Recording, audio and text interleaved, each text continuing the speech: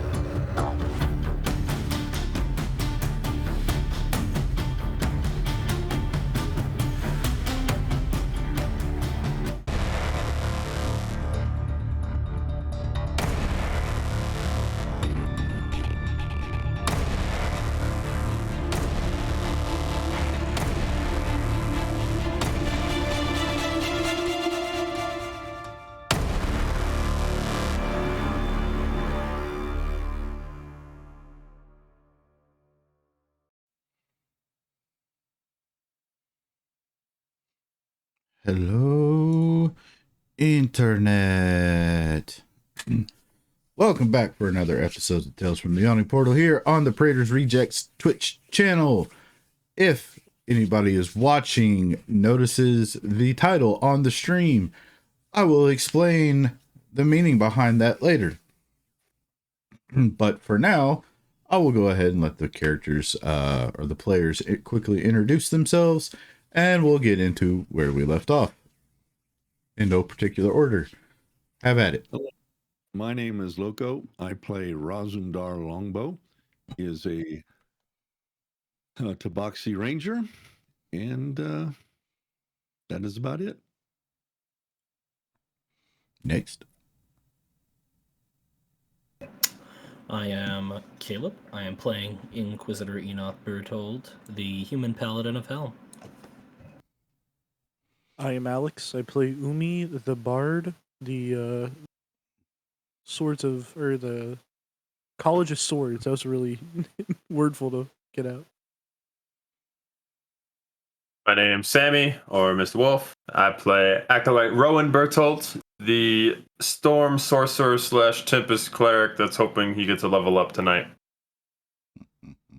No level up for you. I am Jeff, also known as Kingbashman, here on the channel and across the Twitch verse or whatever you want to call it. I am and have been the dungeon master for this campaign. Now, in regards, because I know some people tune in and then have to leave, so on and so forth. The title is correct. As of right now, this will be our Twitch live stream finale episode.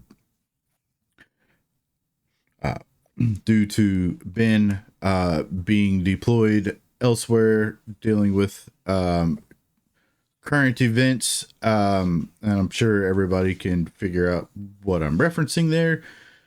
He is out for the foreseeable future. We have another player literally having a cross-country move, and by cross-country, I mean probably the most extreme move from the total northwest to the absolute southeast that you could possibly move, which will take a lot of time. So with that, and the fact that we have GaryCon coming up in about a little, just barely over a month, we also have some shakeups and some changes coming to the programming side of the channel to include all of our live stream content. With all of those things considered, eventually at some point in time in the near future, we will reconvene and we will be pre-recording the games and uploading them directly to YouTube. There is no definite timetable on that. As I said, it's only going to be a brief hiatus. How long that ends up being really all depends on all those factors involved. Of course, as with anything, it's all subject to change at a moment's notice as well.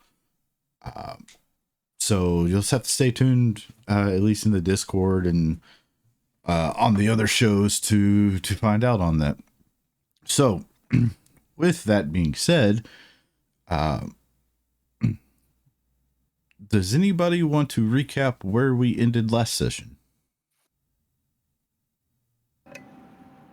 Take it away, Huxley.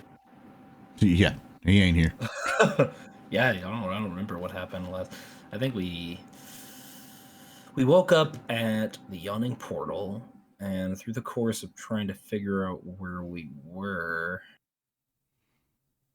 and what was going on, we kind of got wrapped up in another situation. It's about what I remember. A month of time has passed. Oh, that too. Yes. Upon waking up, the party realized that they were no longer in that cave-like area that they went to sleep in, and instead woke up in a familiar locale, the Yawning Portal Tavern. They went downstairs to investigate the area and figure out what was going on. At that point, they were informed that they had been gone for over a month after inquiring if they were still being wanted for questioning, being tracked down, had bounties on their head, and the like. Of course, this kind of took them by surprise because to them, they were only gone for a day. However, here in Waterdeep, they were gone for a month. So they've been trying to find some answers regarding that, and also information about the Red Wizards of Thay and the land of Thay itself, and a couple other small things as well. They ended up needing something deciphered, basically some old passages and pages out of an old tome that they found in the damn it, there's a word for that, the library there in town. Archives. Yeah, the archives, thank you, that's the word I was looking for. And they were approached by an individual who said that they could help. That kind of thing was their specialty. So they went up to the room, discussed the fees and everything associated with hiring somebody to do something. They began to read and decipher these pages, these texts, and as they started muttering the words out loud to themselves, just to kind of like hear it and have like a verbal and vocal memory of what they were reading, all of a sudden the room became engulfed in flame, and the individual as well, their eyes roaring like fire, and they're just kind of standing there like they've been possessed, or they're the one conjuring this spell. And that was where we left off, so that is where we will pick up. Hey Eric, how's it going? Take it away, guys. So is he like voluntarily saying this, or is it kind of like he seems like he's being possessed? Have you ever seen the movies and video games and other media where somebody starts reading like an old passage, and then all of a sudden it's like they're just kind of not themselves speaking in tongues? It's kind of that kind of situation. Is the fire still going on? Oh yeah, like it's like the the inner perimeter of this room, like the walls might as well have been replaced with fire. Like the walls are now engulfed in flame.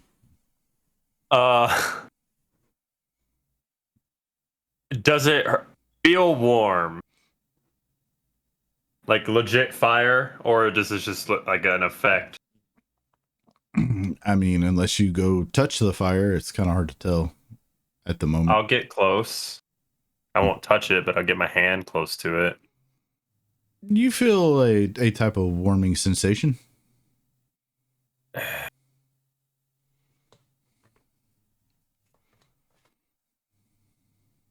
I want to go. Continue. You're fine. I want to go check like the next room over and see if the fire's spreading at all, or if it's just in this room. In order to leave the room, you will have to walk through the fire. Okay, fuck that. What were you wanting to do? Like has to spell magic. At 4th level.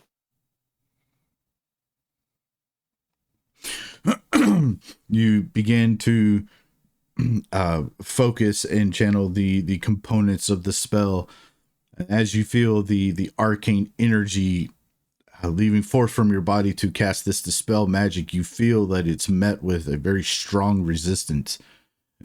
You kind of struggle to maintain your focus on this spell.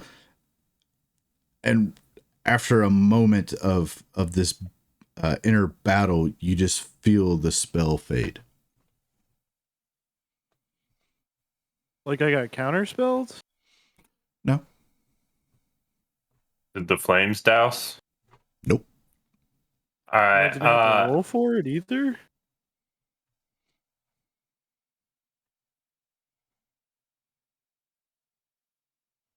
This isn't gonna hurt anybody, but it's not gonna be fun.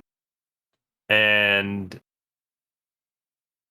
I reach down to the ground, wipe my finger along it to gather some dust, pull out my water skin, and drop a few drops of water on it as I blow it into the air and cast Sleet Storm, which douses any open flames in the area. Nobody has to take any damage, but the room is now covered in ice.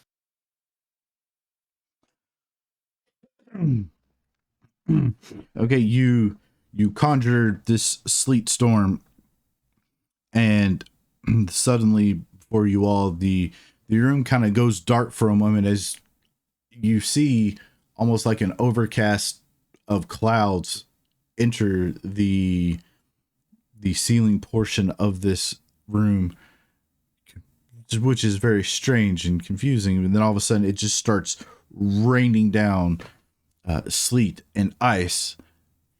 The floor is covered in a gleam and sheet of thin ice. You feel the temperature of the area drop tremendously. It's not cold to the point that it's unbearable, but it's definitely noticeable. You see the flames kind of start to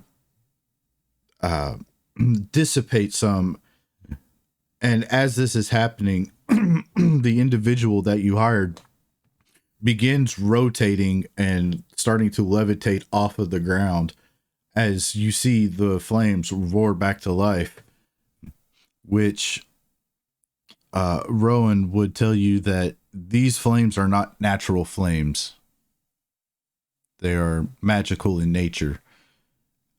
And they're probably not entirely the metaphysical type of flame. I'll drop concentration on Sleet Storm so that everything can go back to normal. While that was happening, does it look like things are burned? It's kind of hard to tell. Literally everything is on fire as far as the outer perimeter of the walls. Well, yeah, but I meant like when the sleet storm kind of calmed it down for a minute. Did it seem like anything was charred? It's kind of hard to tell because you would be trying to peer through a sleet storm. Yeah, it's heavily obscured. Okay. I'll just try to take the paper away from him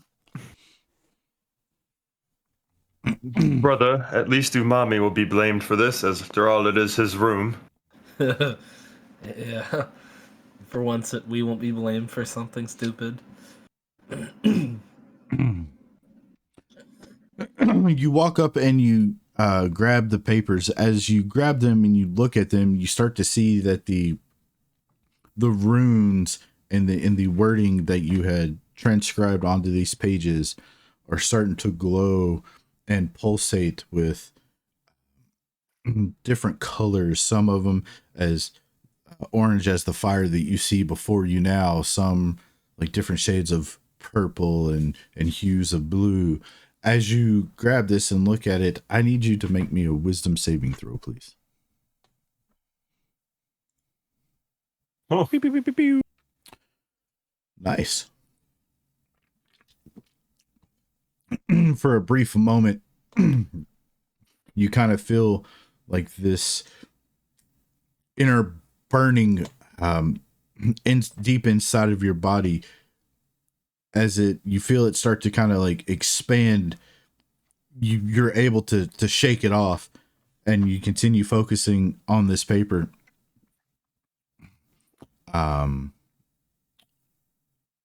What is everybody else doing? Waiting to see what happens, I guess.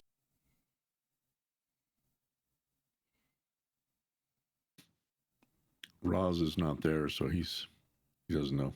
He's reading his book and drinking milk.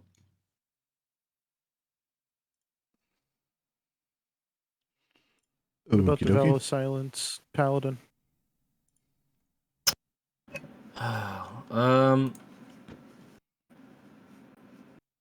Sorry. Describe the scene for me one more time. I think I've lost some of the details. The room is on fire. Well, Everything is yeah. on fire. Is this dude still talking in tongues? Yes. Okay. I could attempt to. Let's see. I've got a spell for this, I think. I don't know if I've got it prepared. Oh. I've got protection from good and evil. I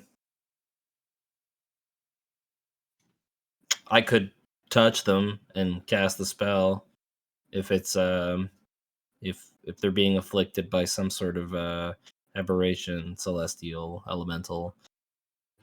It would protect them if they let me. So did I get the papers from him? They were on the table. But he's floating up, correct? Yeah. Does he have any papers in his hands? No. Okay.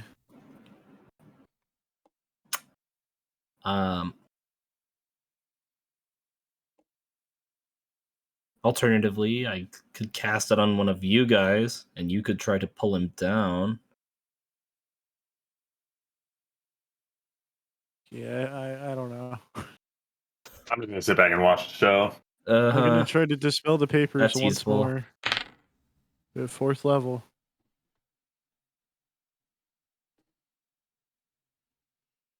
Give me a charisma check. One sec. Can I? Let me see if I can aid you real quick. I think I've got a passive ability for checks. Maybe it's For just saves. saves. It's for Oh, saves. Just saves. Oh well. It'd be an 11. Same as last time. Okay. I cast it at 3rd level. Hold on, mommy. Mhm. No, put my hand kind of on your shoulder and cast guidance. So D4. Yeah. I'll cast it at 3rd level. So check again. Or Mm-hmm. 11 plus. So 14. 14. Same Still result. 4th level. Why the hell are you rolling Yeah. 11s? Good question. Do you want to try again? I can't. At this point, Oh. the individual that you hired to decode all of these pages suddenly stops spinning as he's kind of floating midair in this room, and his body stops rotation as it's facing you. Suddenly you see his form engulfed in flames as well, and in this deep booming voice that just echoes throughout this room, you hear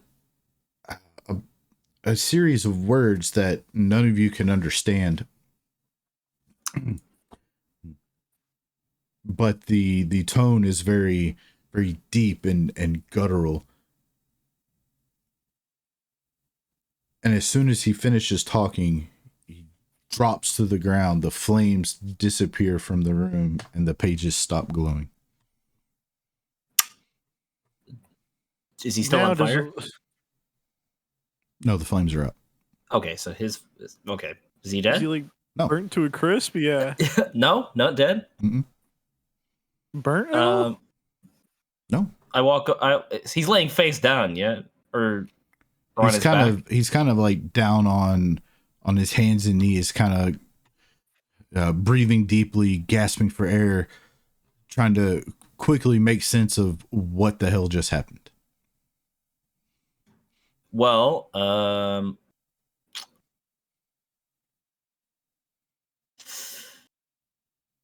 I have an important question. Yeah. Is the room okay? There appears to not be any damage to the rooms at all. It was almost Hey! as if what you saw was some form of ancient high power illusion meant to instill fear. Are we in Bleak's Harvest? Mm-mm. Are you? Do you remember the dude's name? Duke. No. The Duke, But yeah. we didn't. I don't remember his name, but are you the Duke? I don't remember his name either. That was so. It all happened so fast. Did you get what the pages meant? I don't know what kind of mess you found yourselves into, but this is some form of very old, very ancient, powerful, seemingly sourced by evil magics. Yeah, but did you decipher anything? I'm sorry, I was busy. I don't even know what the hell happened. That's constructive. So what you're saying is you didn't complete the job, which means you don't get the last half of your payment. That's right, brother. You know, after seeing what it is that you all are involved in, you don't even owe me for the first one. He drops the coin pouch on the ground and leaves the room. Even Wait. 50 back? Even better. I'd like to stop him. Does he? You can certainly try. Let me see the Well, rest of your pockets. like I don't forcefully stop him. I just grab his attention again. I look into his eyes. Does he? Do I see anything evil? Is there a presence within him still? I mean, it's kind of hard to look in the eyes of Somebody- humanoid and tell if they're evil or not. I mean, to be fair, he's also an I'm a- orphan. Yeah, Yeah. he's an orphan. His eyes glow yellow red, and he says, "You underestimate my power." He walks out.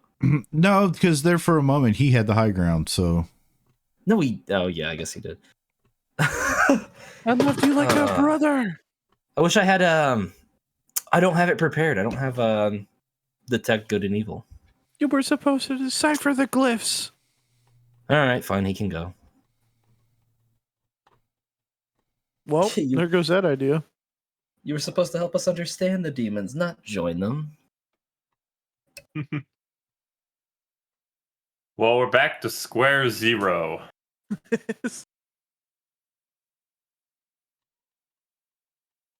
But we still have the writings. Or is the writing still there? mm-hmm. Okay. This could be used as like a torture device. Have somebody read it. So these Yeah. are like. So these. So that was our expert. These papers are kind of like taboo. Nobody really wants to help us. Well, it's also like, if I'm not mistaken, when I deciphered the words in the common words were even like So it's not it's even. it's encoded, but Yeah. You know, after seeing that, I don't know if I want to try and read it on the morning. I think Well, you can read it. The problem is deciphering it. But what if, I decipher it while I'm reading it? Why don't we do something tomorrow? What are Do we you doing know tomorrow? the word? Do you know the spell detect magic? Yeah, we've been over this. Yes. And I think we were planning on doing it tomorrow. Why don't we detect magic the papers and we can go from there? I mean, we can do that. I really wish I had access to 5th level spells. You would if you didn't multiclass. Yeah, but the multiclass just fits so well. Sacrifices must be made. If it's cursed, I could also remove curses. Let's take one step at a time. Okay, that's going to be days at a time then. I do require 8 hours. Yeah. Well, yeah. We should sleep on this. I mean, look at you. You're already in your Lightning McQueen outfit. Who's that? You're God. No, Zeus is my god. That's funny to think that he's got Lightning McQueen pajamas. He has a bunk bed and it's a Lightning McQueen frame. He just Bottom bunk, baby. You can keep it. So wait, does that make Enoch the top bunk? I Yeah, guess he's so. a top energy. Well, you didn't have to say that. Yeah, you didn't have to say that. I was gonna say that in real life, my brother and I had bunk beds, and I did sleep on the top for a while. So you have top energy. Yeah, but then he started sleeping up there. So Kicked you I'm not out. too. Yeah, he stole it. You're just gonna let him get away with that? It's been 12 years. Anyway, And The fight rages on. the fire what do still you all do? burns. Is there a Um, banister? I mean, I don't know if you'd really call it a banister per se, but I mean, there is Is there something you could tie your rope around? Yeah, is there something I can throw a rope over? in the room. Yeah. I mean, there's the bed, there's the door itself. But like something at least like 7 foot off the ground. No. Damn. I don't know. It's funny.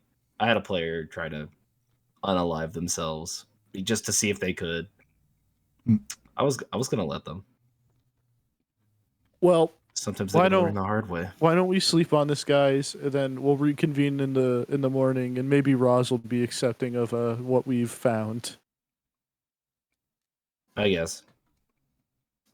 What have we found other than the? I was talking encoded about the message? whole thing that just happened. Oh well, I guess yeah. But as far as uncoding the papers, we've made no progress. Why don't we make Roz uncode the papers? He doesn't know what's gonna happen. Razum Dar, make the. Yeah. I don't think he will. Well, what if he could? Okay. I think actually. I don't know. So did we talk about trying to find a friendly red wizard and have them uncoded?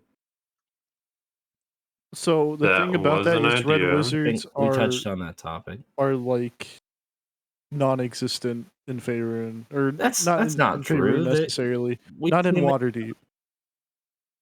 They're not. You just got to know where to look. It's not that they're non-existent. It's the fact that you've been told that a red wizard, given the descriptive parameters that you have applied to your search, it doesn't seem to exist. What do you mean? That red wizards are usually tend to the side of evil, and those that try to leave, quote, being a red wizard, usually cease to exist. Usually find a banister.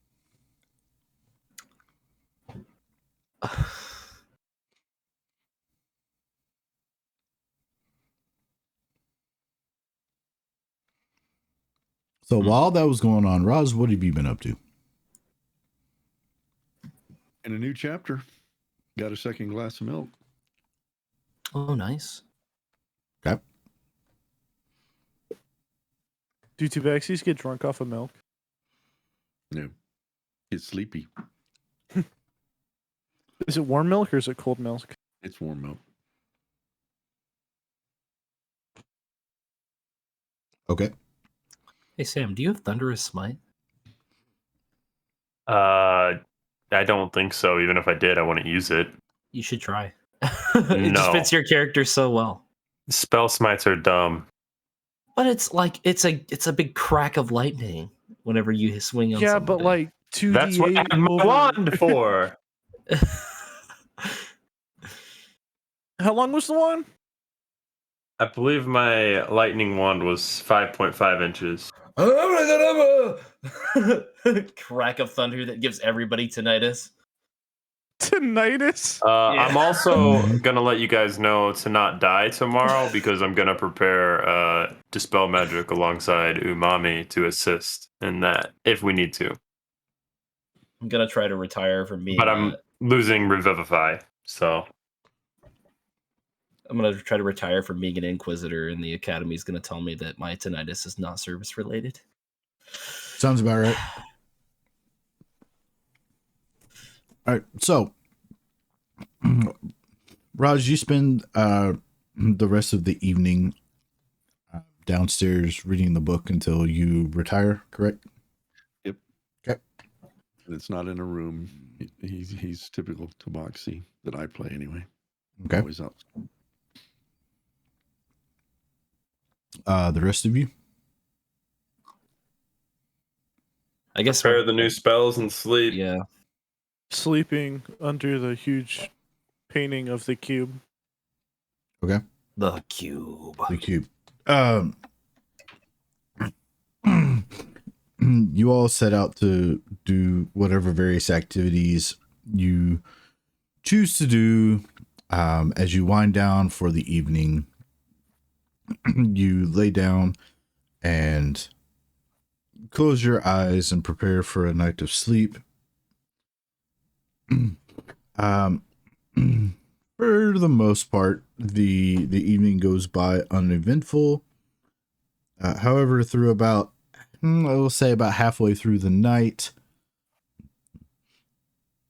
you start to have your whatever dreams you were having are suddenly transformed into a more of a macabre version of whatever it was that you were envisioning while you were sleeping. Any people that were active in your dreams are suddenly set ablaze. The world around you seems to be burning on fire as you see large fire-like entities just destroying the world around you. I need everyone to make a wisdom saving throw. They're all sleeping nearby, right? No, we're in our own rooms. Well, okay, I'm with you then. So Which you means- get a plus to your check. You're unconscious. It's an item though. Does the item still keep No, working it's even if not I'm out? It's not an item. I thought It's it was. your order of Your protection. plus to us is not an item. Yeah. So does it apply to me still? No. Oh well. I'm trying. Okay, I'm trying to remember the passive effect. It's hard. E. It's only when All you're right. Wisdom save. conscious that it applies. Lightning McQueen bed got me acting unwise. What do you mean? That's A very wise man. That roll's not too bad. In a strange twist of fate, Wow. everyone that was involved in the whole room fiasco passed. The only person that didn't was Roz. Wow. Anyway. Indigestion. Yeah. So this is real confusing to him. Yeah. Roz, being that you weren't up in the room when all of that whole narration of events happened, seeing essentially the people in your dreams suddenly burned alive and the world set ablaze as these giant fire-like entities are essentially destroying the world that you see, at least through your dream eyes, if you will, has disturbed you greatly to your core. You are shook from this. Excuse me. Sneezes come out of nowhere. You are shook to your core, and when you awake the next morning, you still feel still feel slightly panicked curious as to what the meaning behind all that was and why it just seemed to just come out of nowhere. But because of that, you were unable to rest fully for the remainder of the night. So when you wake up this morning, you feel a little more tired and slightly exhausted from the mental strain that you suffered when you were unconscious. Okay. As he as he does wake in the morning, he tries to recall this dream, the events of the night. He does not understand what it was all about, but he does feel the effects. He at first thinks it might be maybe he had some bad milk. Maybe it's because he sat so close to the fire and got so warm. But he can feel the nagging feeling in the back of his mind that this meant more than just milk and a fireplace. He comes down looking for the rest of the party, comes down from the roof looking for the rest of the party. Okay.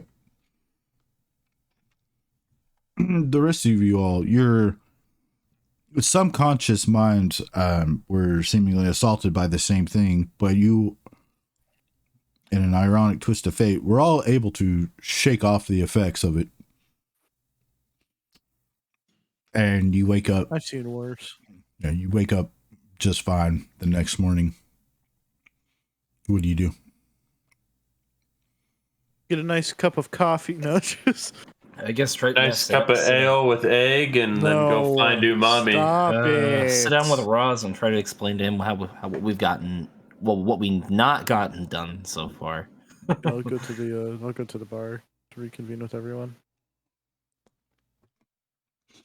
As you all begin to head downstairs to the tavern area, you see your Tabaxi compatriot come walking in, and you see, even though he is of feline nature and his face obviously reflects that, it is still very noticeable.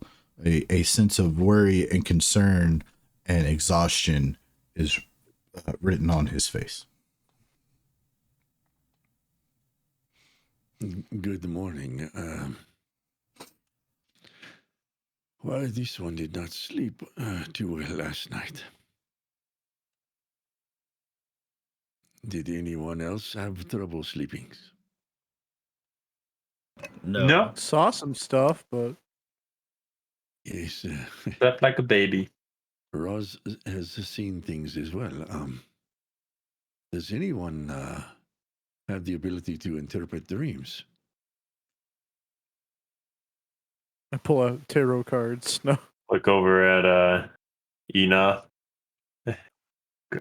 Grandma always knew how to. I don't think she taught us, though. What the hell are you talking about? Oh, Are yes. you not around? We don't have a grandmother. No, you're just making this up as we go, but I'll play along. Please. She was a dream chaser. Stop being silly for one moment. This one has had an extremely troublesome dream. Okay, what happened? In this dream, it appears everything around Ross, including buildings, trees, the entire world, it seems, was in flames, on fire. People were burning to death. Whole cities laid waste from these fires. Yeah, I had the same dream. That sounds familiar. Yes, what does it mean? I Well, think it has something to do with what happened yesterday. It could be a premonition of things to come. We have set in motion events that will destroy this world? Probably. Well, maybe not this world. Maybe Waterdeep. Would it surprise you if we did though? No, not at all. We We've met done this worse. really, Durnan, really you're not a part of this. sketchy Fuck you, you're figure. in my tavern. How could you even hear us? We're across the bar. Each table has an Passive ear. perception of 35. He's like one of the people where he doesn't hear you whatsoever until you talk shit about him. And then he's like, what did you say? Mm-hmm. Mm-hmm. Hold on. Maybe we should. You want to repeat that? No. Go ahead, repeat it. I insist. I'm good. Carry on. So, this dream means that there's destruction coming to Waterdeep. It has Maybe- to do with they, doesn't it? Maybe we shouldn't be talking about this in a bar. It's like 8 a.m. There's hardly anybody here. That is not true whatsoever. There's a lot of alcoholics in Waterdeep, and I point to the water genasi across. He is in here quite often. He is. It's kind of troublesome. I think he's. I wonder if he 90% likes egg in his ale. No, he's an orphan. Please stop. Anyways, Ross, I know you're not a big fan of close spaces, but would you like to come up to a certain room so we can talk about this? If it will help Ross to understand what is happening. I was having such a good evening last night. You all went somewhere. I do not know where, but Ross sat in front of the fire, reading a good book and having some milks. Go to bed and terrible dreams come. Perhaps the milk was off.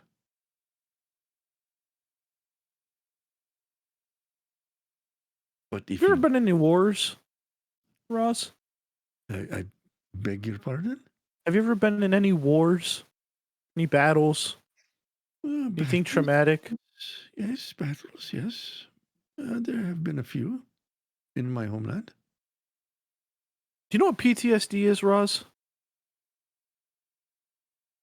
Sounds like four letters jammed together. True. No. Well, let's talk about this upstairs. As you wish. Lead on. I read them to the really bougie room with the cube.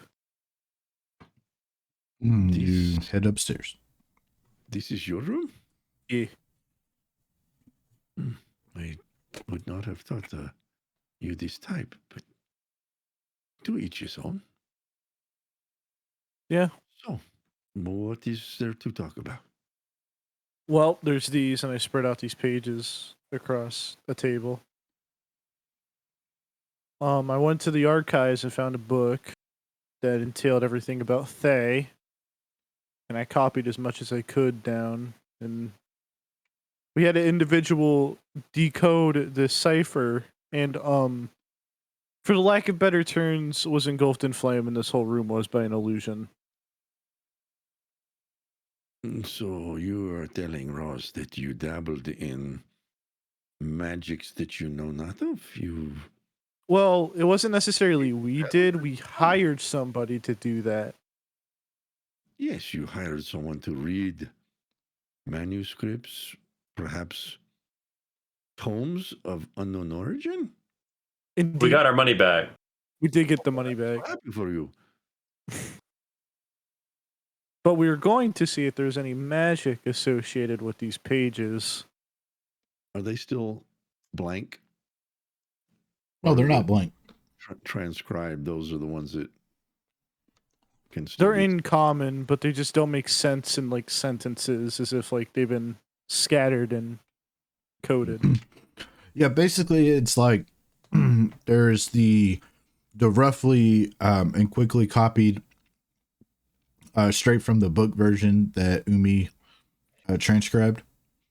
Then there is the translated version after using the comprehend languages or whatever spell it was. But it's like if you take another language and you just translate word for word what it is, the context doesn't make any sense. Yeah. And then you combine that with the fact that it's also part of a cipher, it expounds on the fact that none of this shit makes any sense. And so, what language was this translated from? I hold up the page with the original language. I can't understand it. None of you do. Makes no sense to me, but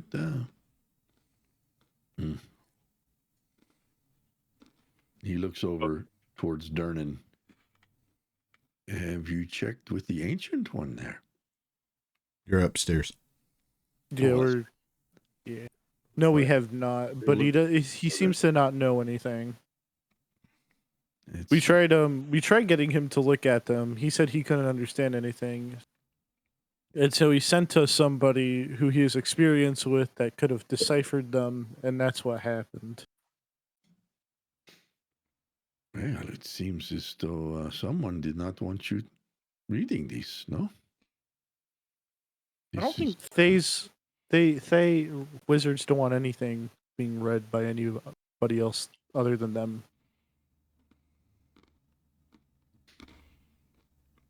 An astute observation. This is a mystery to us. I know nothing of these things. Even the experiences we have had make no sense. Being gone for 1 month, but it only being a day, we end up in Thay, we teleport here, whatever. My dreams. This is not good.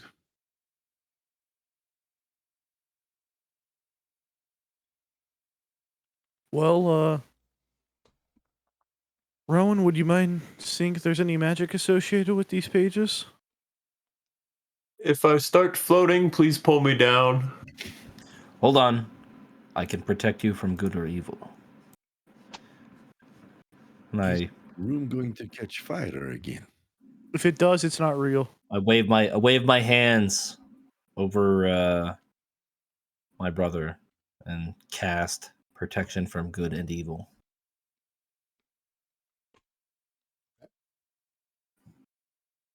Okay. As he does that, I'm going to sit down and start ritually casting Detect Magic.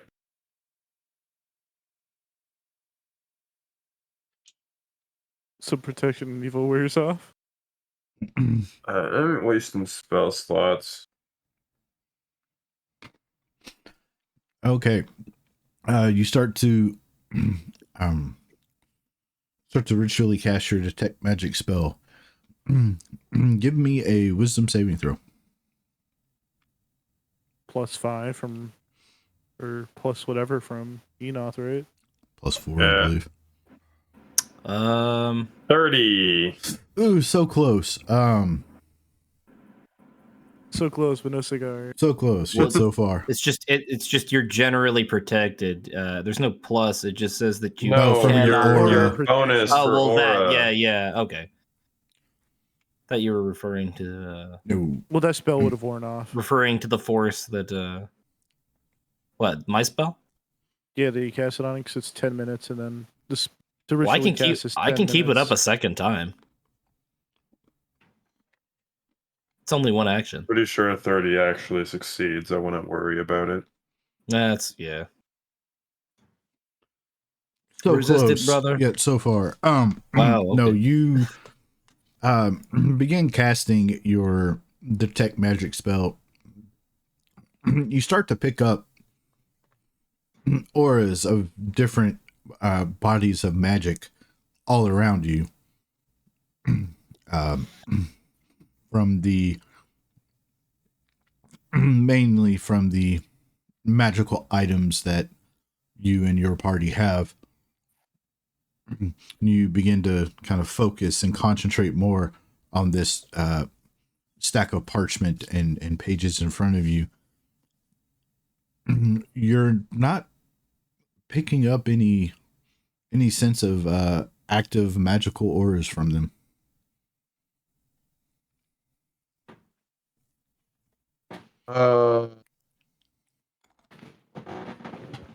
I'm not getting any magic off of the paper. Well, what did you feel when you tried to, gauge the paper? Did you feel anything? No, Didn't feel like you were on fire? no, Hear any voices? no. Oh well. More than normal. He constantly hears the voice of Owen Wilson. Wow. Wow. Wow. It's Wow. actually just torture. That's a Hearing good wow, spell. Wow. I'm pretty impressed with that. Made me want to say wow. Wow. Speed. Good job. Anyway. Well, that's unusual. Well, do you think you just resisted the effect? You saw what happened. I did, but I also wasn't reading it. I was just trying to sense any magical aura. Well, I can't well, detect good and evil just detects the presence of creatures. I don't think that if there was a creature uh guarding this document, or if this document had a ward on it, it would be capable of detecting such a thing. I mean, maybe if there were a demon physically contained within the paper, I could detect it. If you want me to try that. We could just try dispelling. I Or don't that. think there's anything in the paper because this isn't the paper from the tomb or the tome. Yeah. Probably Well, the runes. This is separate Uh, parchment, but there's probably hidden That's runes true. or words within the unknown writing that's Oh. affecting this. Well, yeah, as I was saying about wards, maybe there's a ward on this. So If there was a ward, I would have detected it. when he copied the text, exactly. I don't know. Just throwing ideas out. Wards are magical by nature, so I'm no wizard.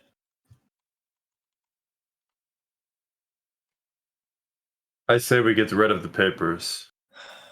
Well, if we can't read them, they don't do us any good anyway. Well, I'm going to try dispelling it once more. Okay. Be safe. There's no magic to it.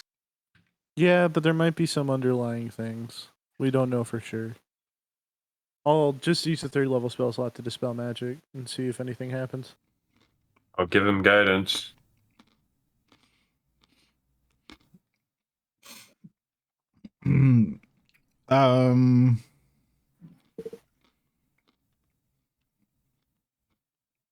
No, I won't make you roll for this. You once again begin to channel your arcane energies as you begin casting this spell to disperse and dispel whatever magic may linger within these pages. You feel your spell cast out, but you feel that it reaches no target and just dissipates. Well, nothing associated with the papers like you thought. So Well, that's then good to know. do you think that somehow an individual had the ability to target our interpreter without us knowing? Or it was he interpreted it for its words, and the words actually were just a spell. Or there's a ward that went off that expired. That is possible. That was my thought process, was that if you copied the text exactly, who's to say you didn't just copy a spell, and then once read, it triggered, Yeah, but we just didn't know if it was going to linger or if it was a more than one-time use. I mean, we still don't technically because we can't. I don't know. I fully still think that we should comprehend. try to find somebody who's got the ability to read this. I don't think But we're if gonna it's find any luck with it. if it's a dead end, it's a dead end. mean, Where do you- we go from here? You said you grew up here, right? Mm-hmm. Do you know? I mean, being from outside of Neverwinter, we always heard rumors of the Zentarim and the Xanathar guilds. Do you think either one of them would have access to a red wizard or know where to find one? Most likely, no. Xanathar doesn't really associate himself with other people other than Xanathar guild. Like any other guild, he doesn't really associate with. Well, I know the Zentarim Zentarim- have far reach because they're black market dealers, even in Neverwinter. Yeah, they might deal with red wizards if but they probably don't have any amongst their mitts. but they could But locate. they would be able to locate them. Getting that information out of them would be very tricky. Just pay them. or They deal in That's- costly. money. Yeah, but it depends on which party had more coin to give. We're not asking them to drag him to us. They're just asking. Yeah, we're I just asking for understand that, but- for a meeting. You got to look at it from a black market deal too. If they're currently doing deals with them that are keep on going and going on, and they write out their seller to us, that possibly might die from not. actions we do. That's We're no not more the law. income. We're not the law. We just have some questions. Yeah, but the Zentarim don't know that. Well, We then tell we them. just make our case clear. We just. I'm say not that- going to associate with the Zentarim. That doesn't mean you guys can't. Damn it, Umi! You're making this harder than it has to be. I'm not saying you guys can't. I'm just. That's a rabbit hole I do not want to go down. We've tried the church. We've tried private means. We're running out of options. Is it possible to go to this land of Thay? I believe that's where we were. Yeah. I mean, we could just. Or we could try to go back. No, We could Yes. attempt to go back to the portal. But I'd That not was rather originally lose more set. time, you know? We should also find out the location of Thay, because we don't quite know exactly where that is. Well, simple look at a geography book should handle that. Hmm. Your area you found this ancient tome surely has maps of the world. I copied down maps that I think were in the book, right, Jeff? Like, I think there was a vault, and then there was a general outline of the Not know where Thay is.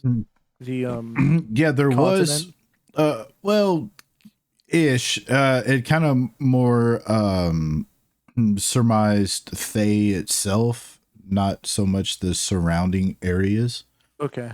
There's like a specific area. It was specifically of Thay, kind of like a cartographer interpretation of the shape of the I guess the boundaries of Thay, and then kind of a city drawing interpretation, and then a picture of the vault and things of that nature. Nothing that actually says, here's where Thay is. This is where you are, and this is where Thay is. Yeah, you are here. X marks the spot. Yeah. That did not exist in that book. Well, we can look at simple maps, but if we're trying to find anything Thay related, I don't think we're going to find anything. That's fine. I mean, if we want to know where it's at, that should be easy enough. But then begs the question of how are we going to get back? Because none of us have the power to do that. I did study about teleportation spells. But can you use said spells? If Jeff levels us up.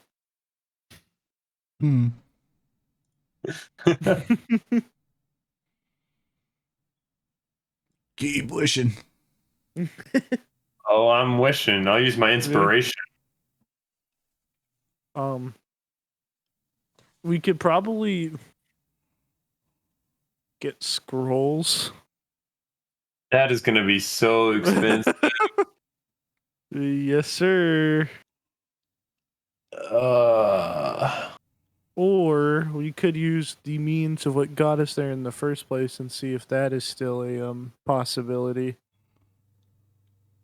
Yeah. We should probably run that by Durnan though, because I believe that was like his thing he set up, so he probably knows more about it than anybody else.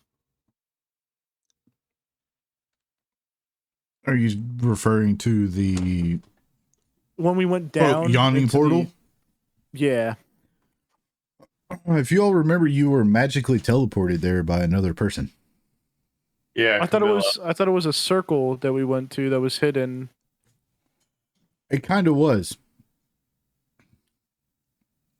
Well, I guess we need to find Camilla then. Good luck. Good luck. I used to spell sending.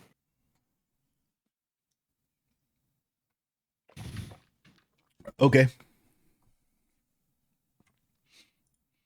Where are you? We need help. We are back in Waterdeep.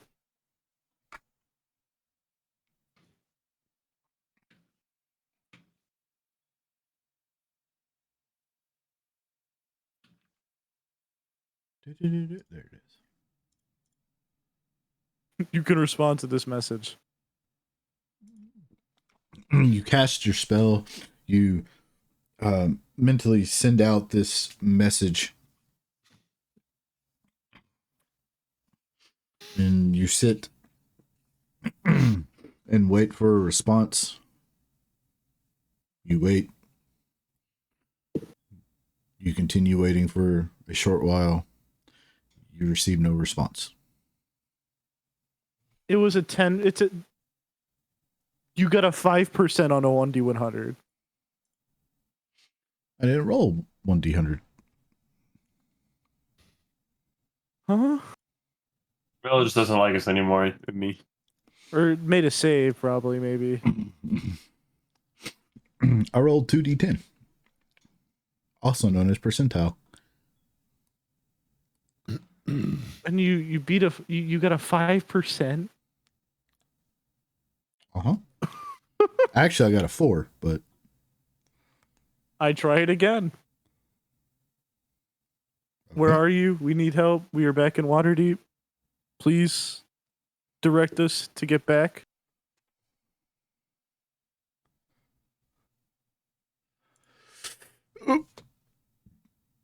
Excuse me. Let's see. There it is. Percentile. Oh, man. Oh, God.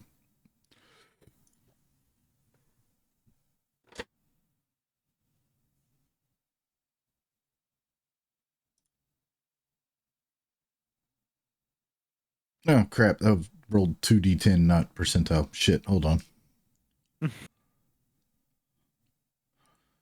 There we go.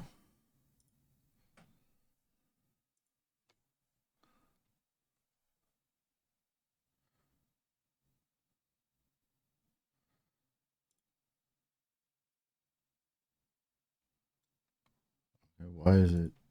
Hold on. Something's not right. Yeah, just keep rolling until you get the one you want. Yeah. No, it's... That's what is popping up as the result. Something's not rolling right. I can see either. Yeah, I mean...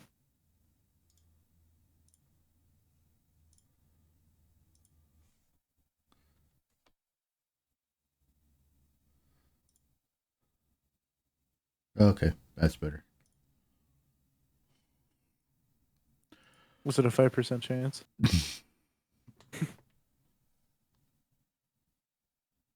I can try 2 more times, guys, if it is. Jesus Okay, Christ. cool. I'll try it again.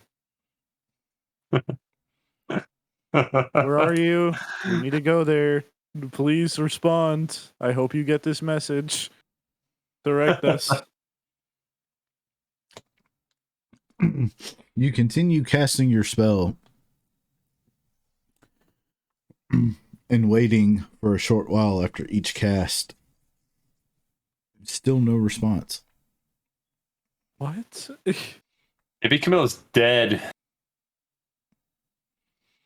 Or just not answering your messages. Because she might be busy. But it's Impossible. just thinking in your head. How dare she? How dare she fill up her plans? Please excuse Roz's ignorance, but what is the deal with trying to go to Faye, or what is it that we are doing? What are we looking for? What is our quest? What is... That's a good point. Weren't we just going there because we were going to get out of trouble for a while? And then we were just told that we couldn't come back till we found some keys? I mean, that is true. There wasn't technically, anything yeah. worthwhile in Thay that we know of. There's probably a lot of money. I don't know. Probably a lot of magical artifacts too, because, red wizards and all. Yeah, but Ophidius probably taking care of that. Probably. The little... I mean, they were kind of like doing stuff with... I think the major problem with the whole situation was we were involved and they were just executing people with association with a different group in Waterdeep.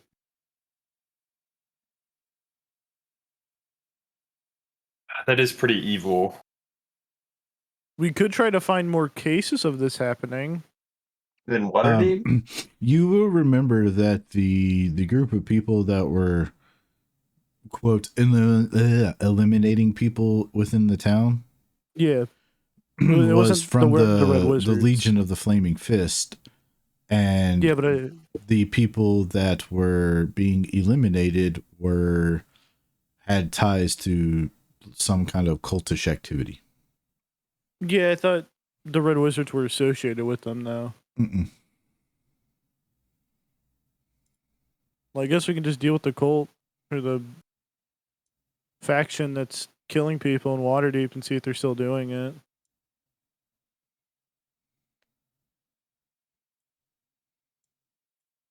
I'd hate to leave things unfinished. It sounded like our fate was to be in Bay. By the Wizards of the Coast.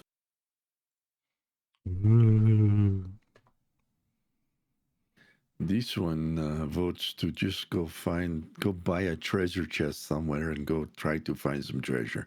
It would be easier. Why don't we just go back down to the Yawning Portal? Like a seaward adventure. Hunting for X marks the spot. Yes. Much This is the easier. tale of Jack Sparrow. We do not have to think things through, and we just follow the map, find the X on the ground, and we dig. I like this idea, Roz.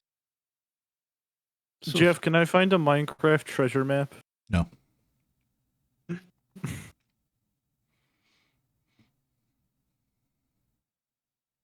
The DM said no. Roz, I'm sorry. is there That's an tough island- shit. Is there an island off the coast here called Oak Island? Possibly we could go dig around there for a while. I don't know if Roz is pulling this out of his ass or if this is loco. What was the island called?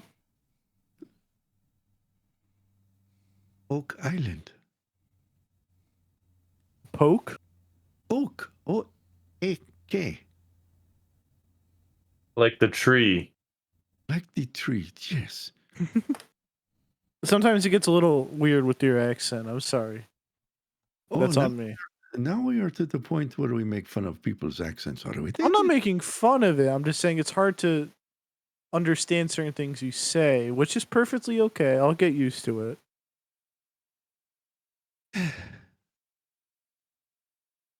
What's on Oak Island? Treasure. Is that What do you it? mean? So is there like nothing guarding it, just treasure? Yes, you must find it, of course. Free. Yeah, but nothing's like guarding it. Not to Raz's knowledge, no. Okay. So, you know what, Jeff? I want to buy a boat. And a couple treasure maps. We probably could afford a boat. I think we've got a lot of money. A small one. We could probably afford a small one. What a seahorse instead. Go What on the a hell? 3-hour cruise. I know we could definitely afford flying brooms. Let's leave this adventuring life behind. It is boring anyway. I How would, railroady but are I we made a getting right now? promise not Made a to. promise to who? You, of Brother? course. Me? Promised me what? That I would assist you in your destruction of all evil. Oh yeah, that. Mother would kill me if you Oh, die on yeah. my Oh, I watch. forgot about that. It's been so long since we've actually destroyed anything evil. Every time I try, it doesn't work out. Maybe we should just go home. Yes, Put this adventuring life behind us. let us retire. I like the sound of that. I'm going to say that this What the conversation pay. carries on, and it is now like after like early afternoon ish.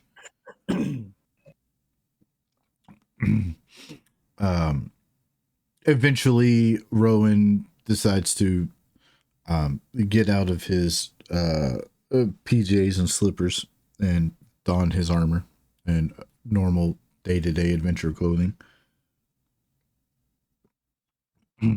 And you all convened down in the tavern area, trying to make sense of things and figure out what your next plan is,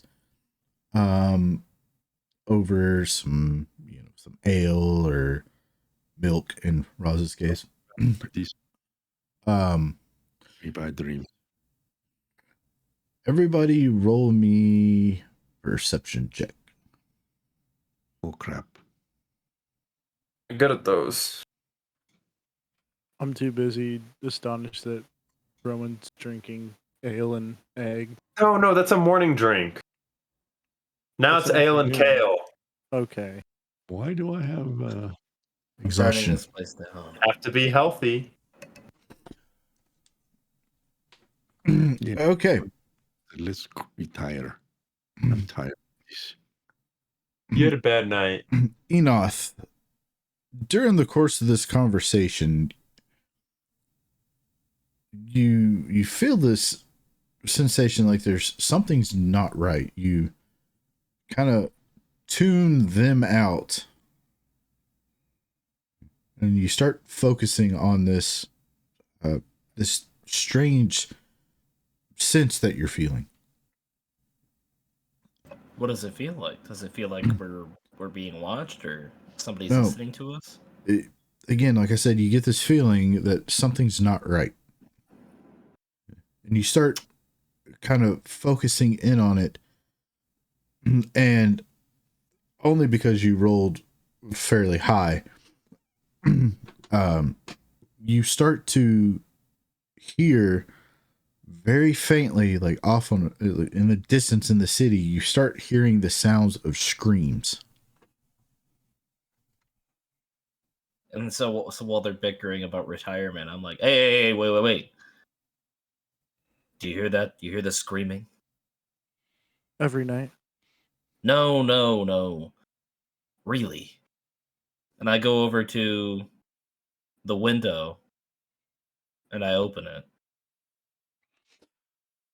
Well, for one, you're not going to be able to open the windows. Why do they have the windows nailed shut? Darn it. because there are windows that don't Then- open. And retcon that, I step outside. I Alright. punch a hole through the window. And Durnan cuts your hand off. You just slowly walk over to the door and you step outside in the tavern. You're standing out in the middle of the street and you're just like intently focused on this strange feeling that you have, and you start looking around, and slowly, very, very slowly, the very faint screams get a little bit louder and a little bit louder, and like way off in the distance, almost at the edge of your purview, you can see what looks like the silhouettes of humanoids running from something. And it is about this time you start off in that distance, you start to see a large plume of smoke start to fill the sky. And that's where we'll take our bio break. Son of a bitch, we're at White Plume Mountain again. No time. And I pee in my armor and I run towards the sound of nature. All right, you can run while peeing. I'm not going to. So That's hard. we will be back here in like maybe 5-10 minutes. We're just going to take a quick bio break and then hopefully get to the conclusion of what's going on. So we'll see you all in just a few moments.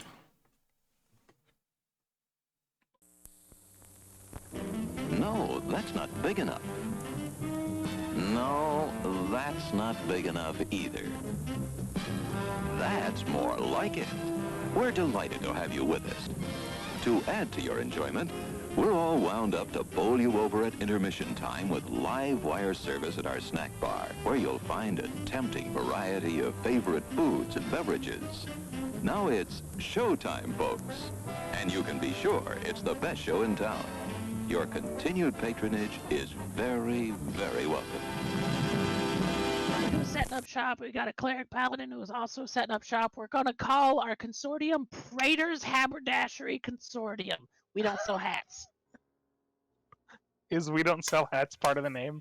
No, I just thought I'd clarify. I like it better if it was part of the name. Yeah, me too. Oh, That would be very funny. I'm the head of it, so like we could add that to the name. Yeah, we will then. We're gonna have shirts made. I gotta get their portraits all put together, and we're gonna have merchandise. Oh my god! This is gonna be awesome. Praetor's Haberdashery Consortium. Parentheses. We don't sell hats. I would buy one of those shirts. It's intermission. Rise and stretch time. Time to refresh yourself and visit our snack bar. Got a yen for hot popcorn? Your favorite soft drinks are sparkling cold. The juicy Frank sizzling hot. There's delicious coffee, freshly brewed, and all kinds of ice cream and candy to tempt you. Showtime will be announced loud and clear to get you back to your car in time. So stretch your legs. Come to the snack bar now. They don't really apply to level 0 characters. They don't? Okay. All right. So then I won't grab them. I thought that crit might be that extra one. Okay. So here's the regular damage. Oh, say good night, Francis. Oh, that's Chip. Oh. Oh, I'm sorry, Chip. Suck it, Chip. Whoops. I thought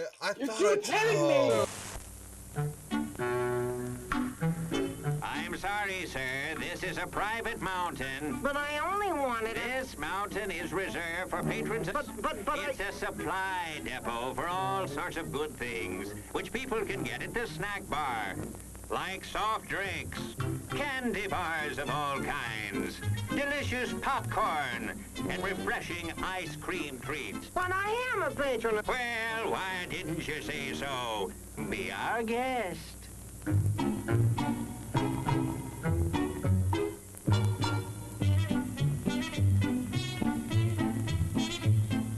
Through, and you're kind of at a point where you can't really wedge your way in there anymore. You're like, Here, boy. Here, boy. Come. Here, boy. You can do it. Come on.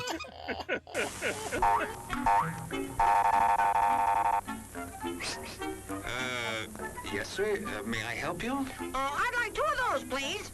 Hot dogs? Yes, sir. And 3 of those. And 1 of those. And 5 bars of these. And a cup of that nice hot liquid. Coffee. Coming right up. Oh, and 2 bags of those peculiar white coffee material. You mean our crunchy popcorn? Shall I wrap that for you, sir? Oh, that's all right. My saucer's just outside. They come from miles to enjoy our intermission.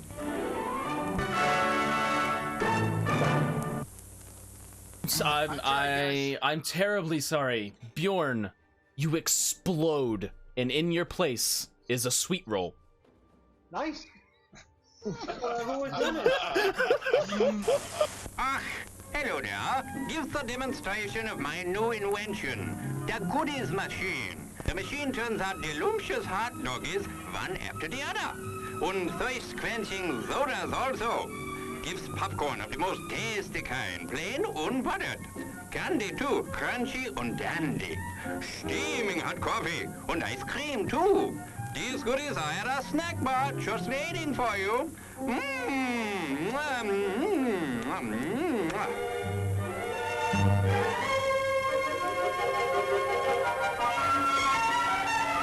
Private messenger.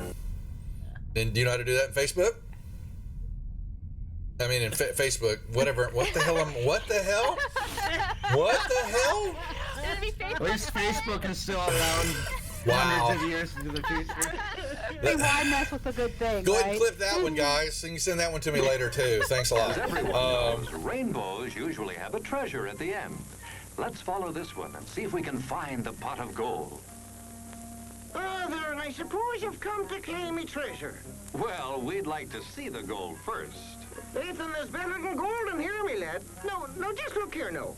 Candy, refreshing soft drinks, popcorn, ice cream.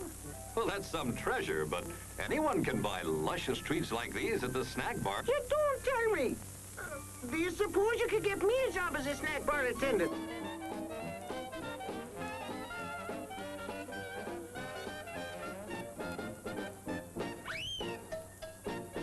Brass knuckles he's wearing, and the creature just. How did the creature go? One more time? What? One more time? No, that was it.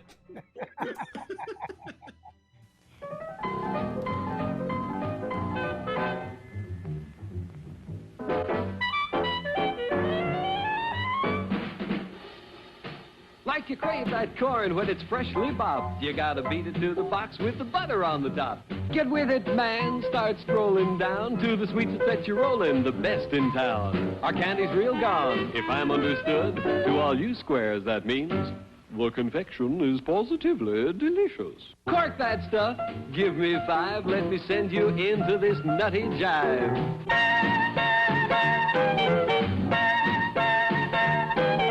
Go, man, go! It ain't very far. Shake it on down to this cool snack bar. Come on, Jill, give us a treat. A friendly pepper-upper with a tasty beat.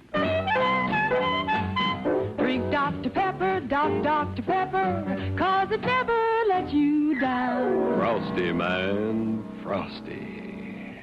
People, we might be able to take care of that. I I'm understand. gonna sing the doom song now. Oh God. Doom, doom, doom, doom, doom, doom, doom, da doom, doom, da doom, da doom, doom, da doom, doom,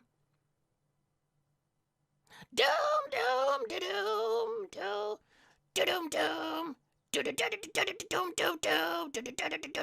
doom, da doom, doom. Doomy, doomy, doomy, doom, doom, doom. The end. Music to the ears of the hungry. The sizzle of a mouth-watering hamburger. Fresh, lean beef, done to a golden brown, couched in a soft bun, and garnished to taste. Man, that's hunger heaven. And you'll feel like you're heaven sent when you get one at our refreshment stand. Happen. Let me see. Is there a deception check for a horse? Does a horse have a? Ooh, it's going for the deception for a horse. Yeah, a horse I has got love it. deception. So the horse goes up and you see it. It's looking a brief second. It looks at the plant like maybe it's something even tastier, but then it sticks out his tongue and it pulls back, and then it backs up. It's got the sugar cube in its mouth and its eyes go boing, as his eyes just go, and it starts woo, and it starts bucking, and you know, and it just.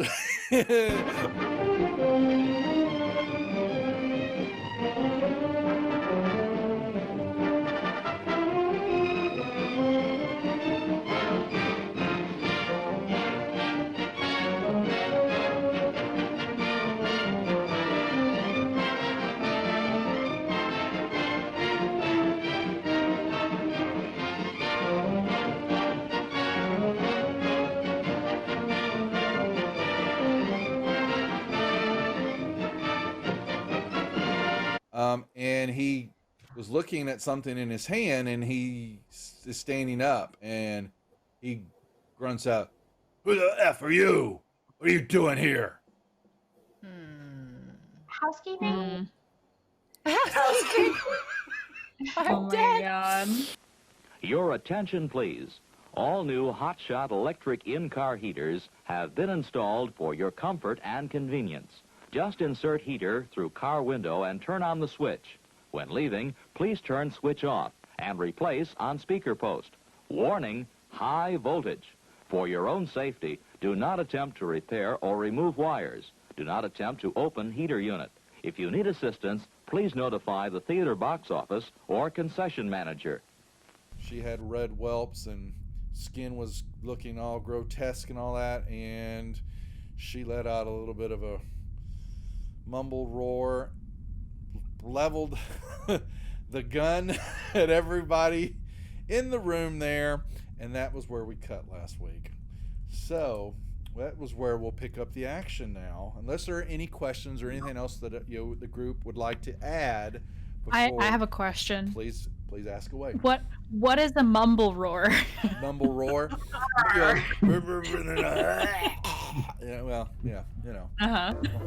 Settle back now, content, comfortable, well-fed, and ready for some fine entertainment. Is everybody happy? Then let's go.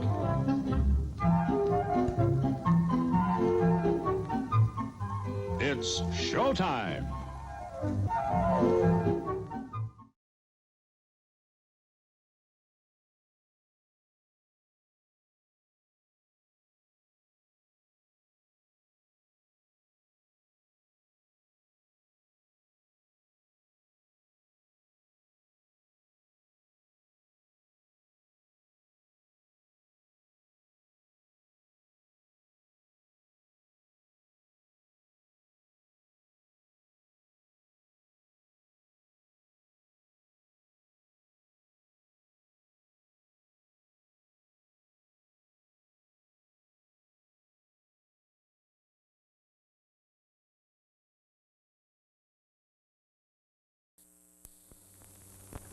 No, that's not big enough.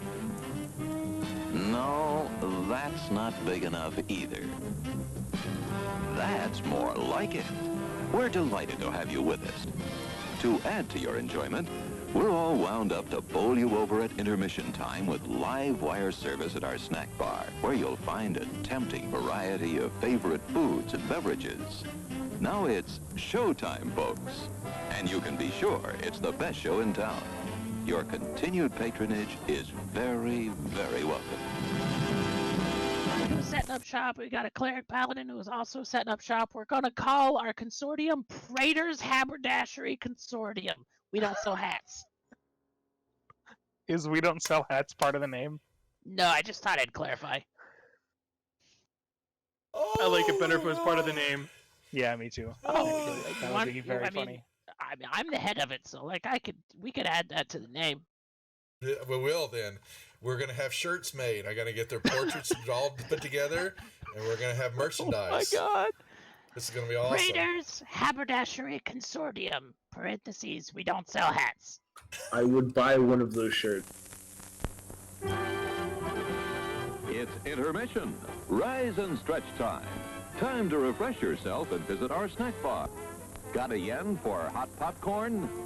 Your favorite soft drinks are sparkling cold. The juicy Frank sizzling hot. There's delicious coffee, freshly brewed, and all kinds of ice cream and candy to tempt you. Showtime will be announced loud and clear to get you back to your car in time. So stretch your legs. Come to the snack bar now. They don't really apply to level 0 characters. They don't? Okay. All right. So then I won't grab them. I thought that crit might be that extra one. Okay. So here's the regular damage. Oh,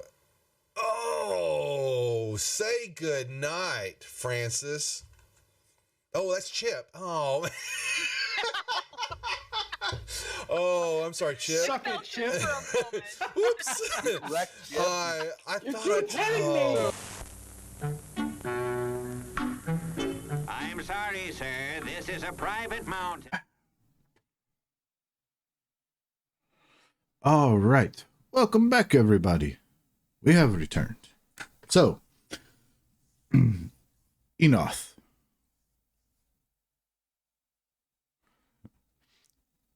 What you saw was, you heard the very faint screaming slowly becoming louder. You see off in the far distance visages of humanoid silhouettes seemingly running in that direction, and you see a large plume of smoke starting to take to the sky.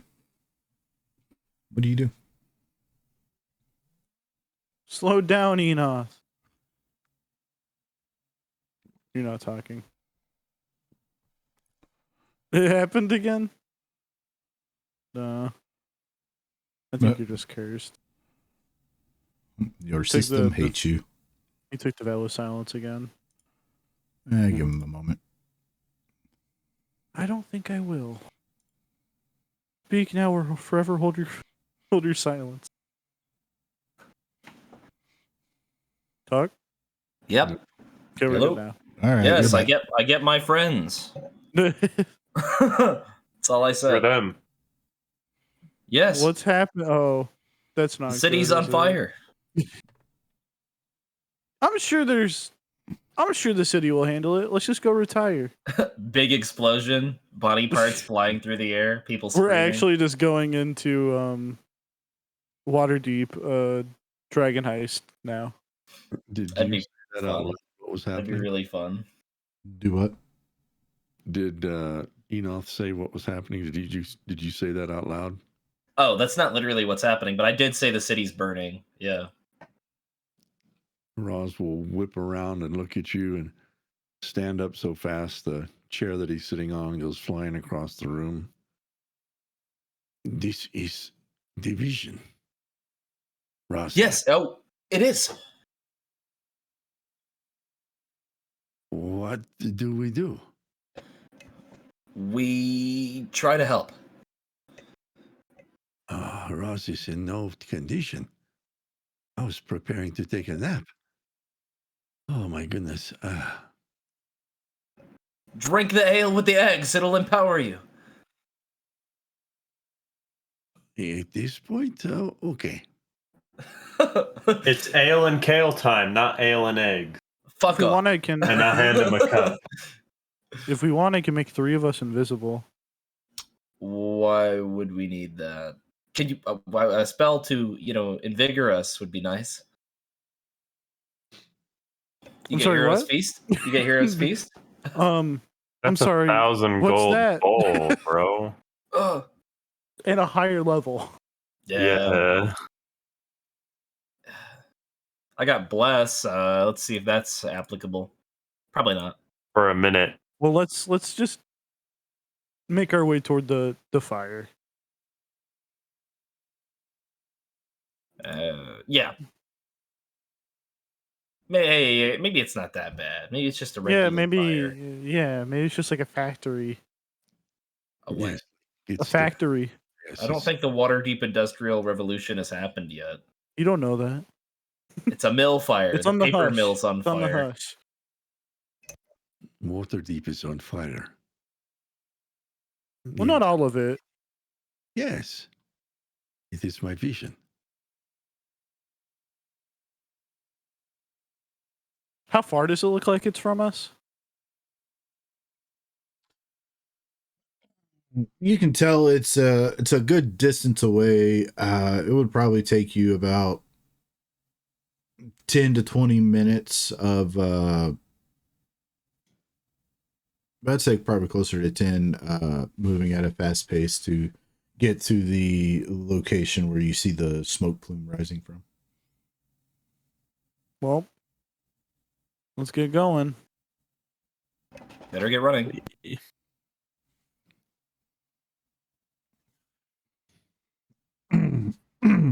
Okay, you start taking off towards the source of this smoke plume.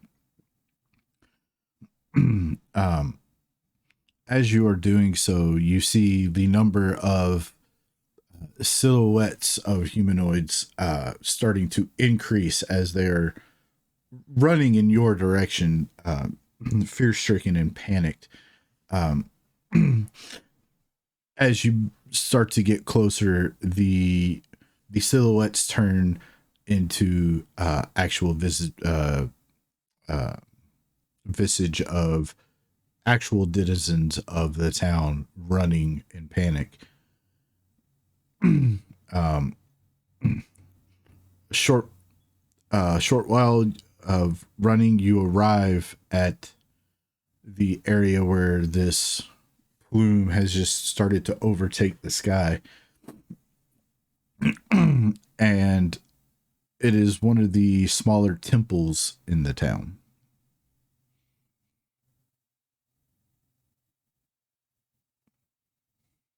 Well, that's really bad. Brother, we need to get in there. Why? One of you two roll, or both, roll me a religion check. Yes. It's actually the Burning Man temple. I'm pretty good at that. That's an okay roll. Enoth, you recognize this, ironically enough, as a temple de Pelor. Oh. Oh, well, still. There could be people inside. We should help them. Good riddance.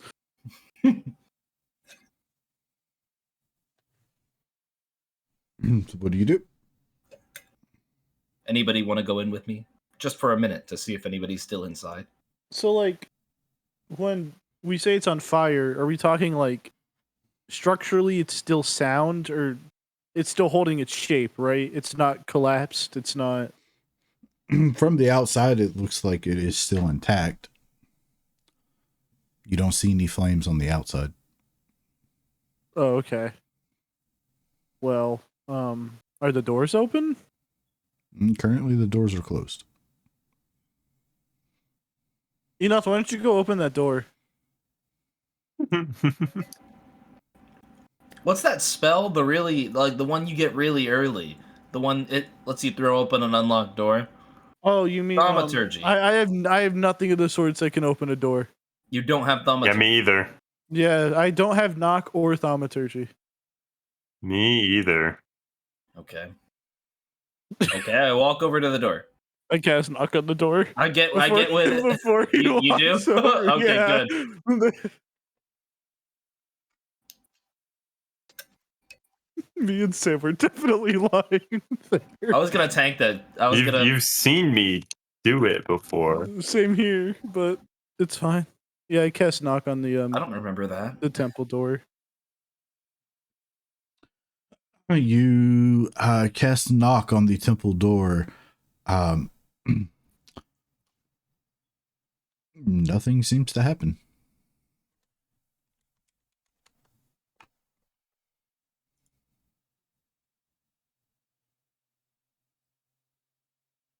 Doesn't open? I get within like 30 feet of the door. Okay.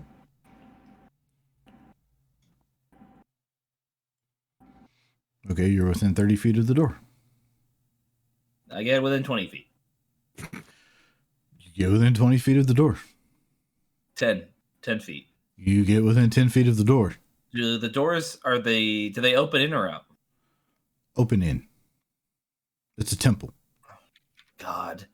What do you think they are? I run up and kick the door in. Shoulder check the door and run right in. Give me a strength check. Man. Yes. Strong. Grandpappy Spears holding the door And, together. all right, a perfect time for you to roll a natural one. Hold. You run, and as you start running full speed, weapon at the ready, shield in hand, or whatever you're using, whatever you're wearing. You run and you lower your shoulder and you hit this door with a mighty thud. It doesn't even seem to give. You seemingly just stop right in place. Oh. And then you remember temple doors are usually big and heavy and strong. I call out to my friends. It's heavy. I need help. Someone help me push. No, you're really strong. You got this, man. I'll go Brother! up and Yeah, I'll go up. assist this poor soul. Fuck off. I'll roll again as well, yeah. Collective 20. Oh, collective 30. Good luck. Holy shit. Oh, it'd be great if you had a +0. Dang.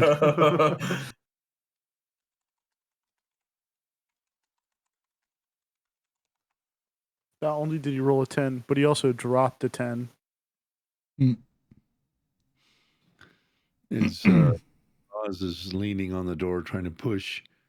Is there like a lever, a door handle, push button, whatever? There is a manner of mechanism to open these said doors, yes. Hot?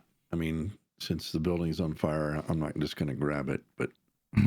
As you all are kind of putting all of your body and prowess into trying to force open this door, it doesn't feel like the door is hot to the touch. I'll turn the handle, push the button, whatever. All right, you reach down and attempt to open the door, realizing the door was never locked. So as you activate the door mechanism, the door swings open and all of you all stumble inside of the entrance. One failed his wisdom. Yay! Good work, Knock everybody. works on doors that aren't even locked, too, though. Nope. This one failed his wisdom save. Well, I did say to try thaumaturgy. This one said to try the handle. Oh, handles are for babies. How does that shoulder feel? Just for clarification, thaumaturgy and other spells like that will force open a mundane door. Knock literally just unlocks the door or unlocks the lock. If the door wasn't locked.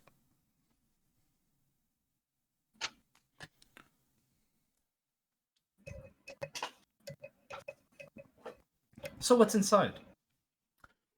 All right, inside. Fire, I'm guessing. Inside, you see several members of this temple to Pelor, which again is ironic because he's like a god of light and of the sun, and The sun god. The temple currently burning and filling the sky with a thick black smoke, seemingly starting to darken this area. You see several robed and cloaked individuals that are seemingly lying on the ground unmoving. You look further in and you start to see, like, around the main altar and dais of this temple, you see, the statue depicting a depiction of Pelor behind this dais is currently aflame. And in front of this altar, you see a dark armored individual, kind of large in stature, standing there with his back towards you.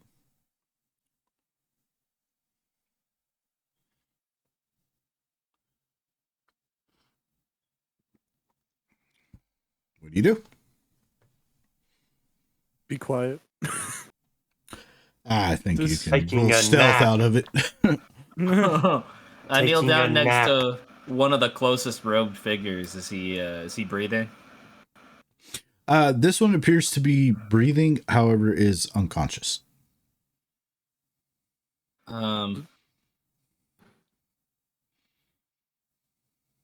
The one that's facing away from us, is he wearing similar like colors in his armor compared to the ones that are on the ground? No. I wrap my arms under this unconscious guy's and pull him over to the exit.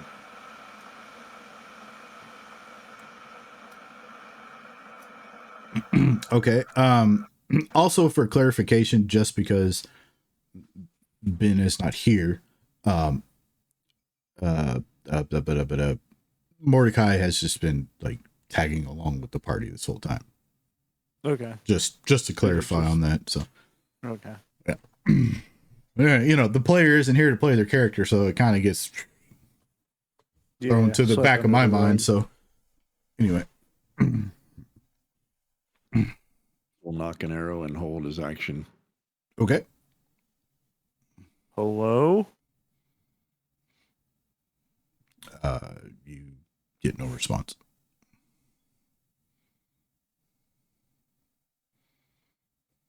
Are you a follower of Paylor? I want to know that actually. Never mind. Are you a follower of this temple? The building is on fire. You should leave if you're not the one burning it down. No response.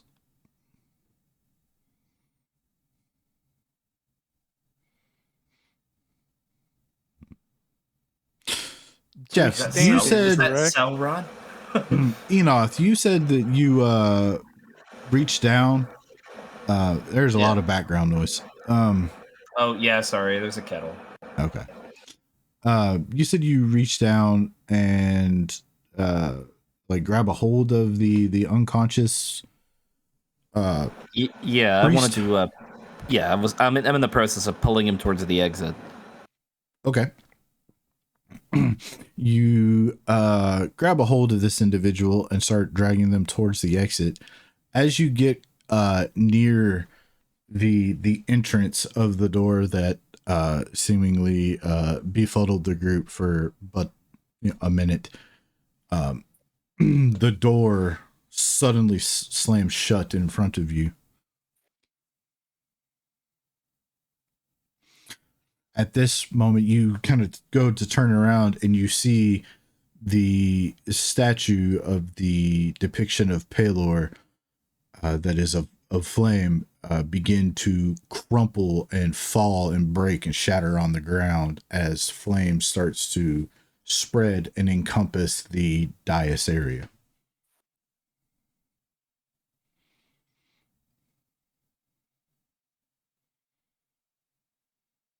Okay, I lay the unconscious man on the ground. The person in front of us that's not facing us is standing, correct? Yes.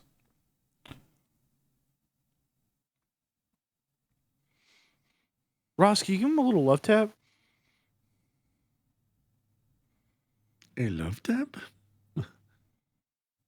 Yeah. Sure. If this is possible, yes.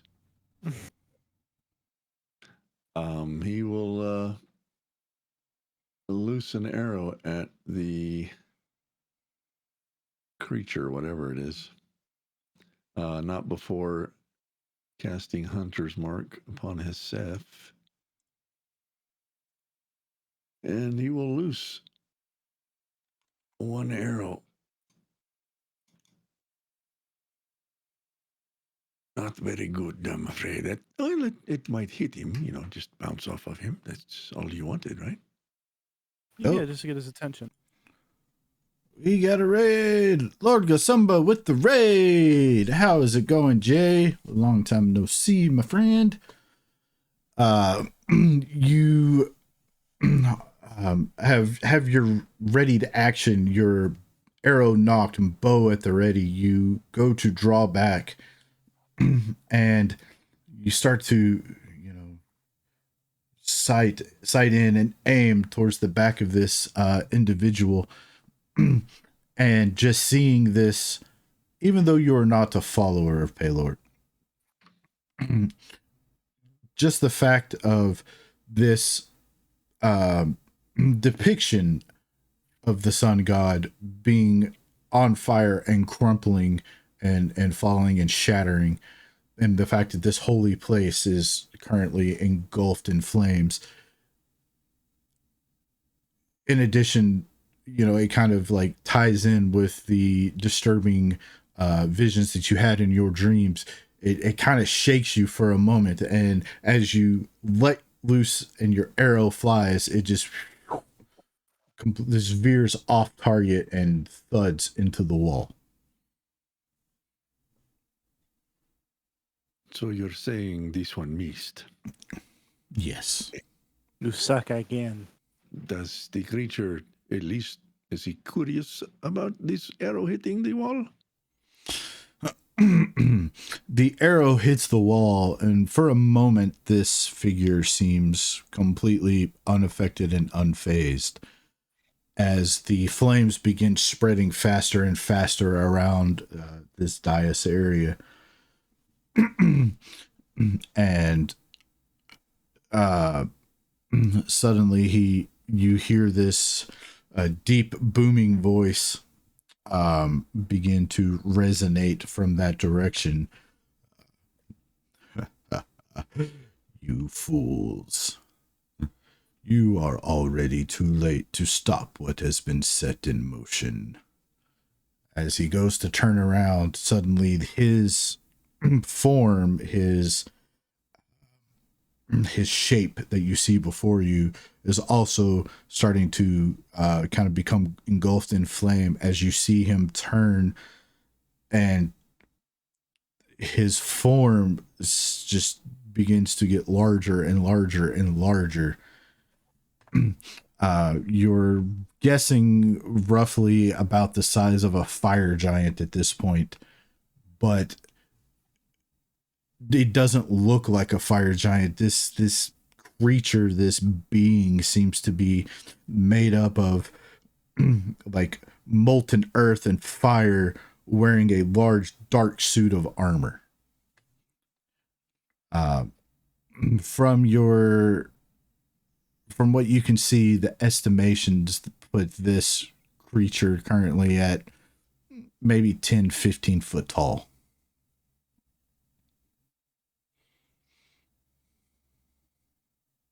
Is this the friend you were speaking of earlier?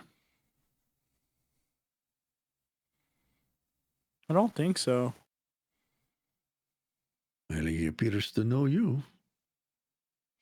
Baron Dragonborn, thank you for the follow. Welcome to the Rejects.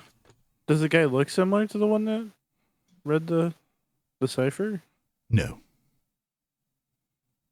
Who are you?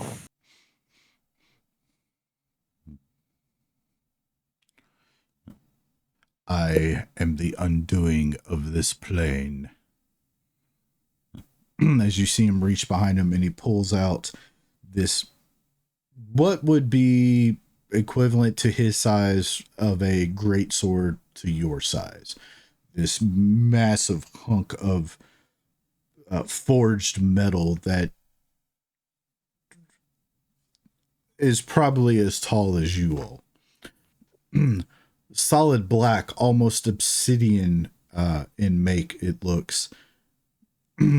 But as he goes to turn it to ready his wield and take a stance, from the flames flickering on the side of the walls, you see what appears to be like a depiction of the cosmos running the length of the blade.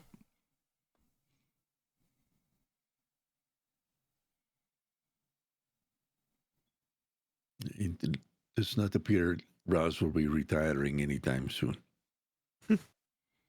Neither will I, my friend. Well, seems this is only going one route. Mm-hmm. Roll them up.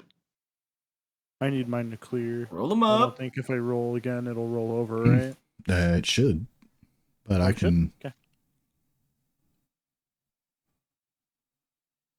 Yeah, it did. All right, we're good. Cool. We'll go ahead and roll. Is Can you use inspiration on an initiative roll? if you want to. It is a D20 roll. Oh. Well, Well, you hell. suck again. Unfortunate.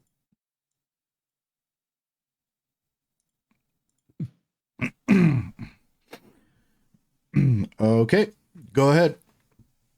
Umi, you are at the top. Surprisingly. This is just Theater of the Minders or Yeah. an actual like map. Okay, so how Theater of the far is this creature away from us? About 60 feet. 60? Yep. Oh boy. Is there no creature to go on the combat tracker? No. This is it, my friends.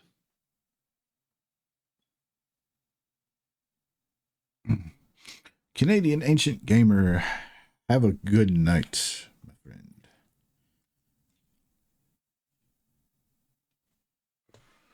Well,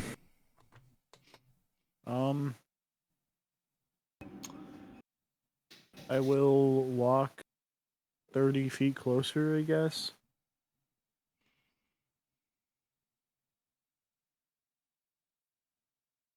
Can this creature make me... Actually, it actually has to make it because it's not on the combat tracker. Charisma save? Sure.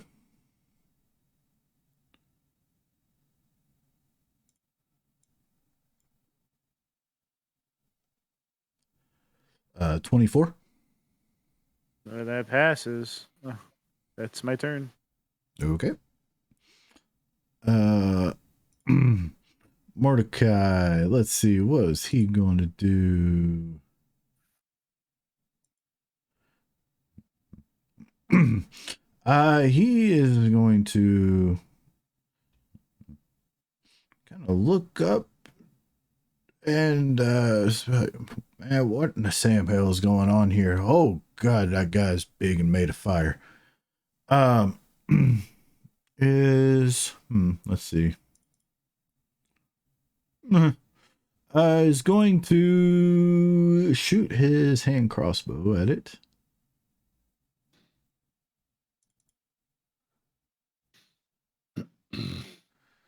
Hitting and doing min damage. You see him let loose an arrow from his hand crossbow. It strikes this creature where his armor is. It sticks, and then just a moment later, it's just burned away by the fact this being is essentially made of fire. Let's see, and does he get extra attack? Yes, he does. Cool. Yeah, it's an extra attack, so he's going to, let's see, crossbow expert, so he ignores the loading property. Yep. Cool. He's going to let another one fly. For a natural 20. Max damage too. Nice. Total yin and yang there. You see another crossbow bolt fly through the air. Tink tink. Again, this creature seems completely unfazed by this small amount of damage. And oh god, another raid. Nightheart Gaming, how is it going? Frank, how was your stream, sir?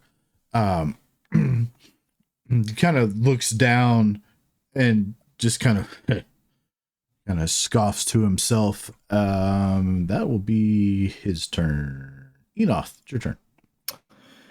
Well, since he is 60 feet away, I will cast Spiritual Weapon, and the form of a spectral, mace appears next to him.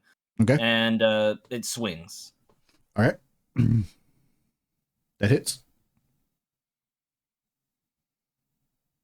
And I move 30 feet up next to Umi, and I keep a 5-foot space in between us, so we're not right next to each other. Okay. And I ready an attack with my sword if the creature chooses to approach within melee distance. Okay. And that's my turn. Okay, Roz, your turn.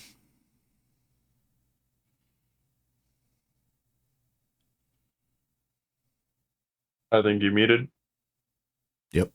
Sorry. I will do a Colossus Slayer cantrip. He will maneuver himself where he's the farthest away, but still has a shot on this creature. Okay. And he will take first of 2.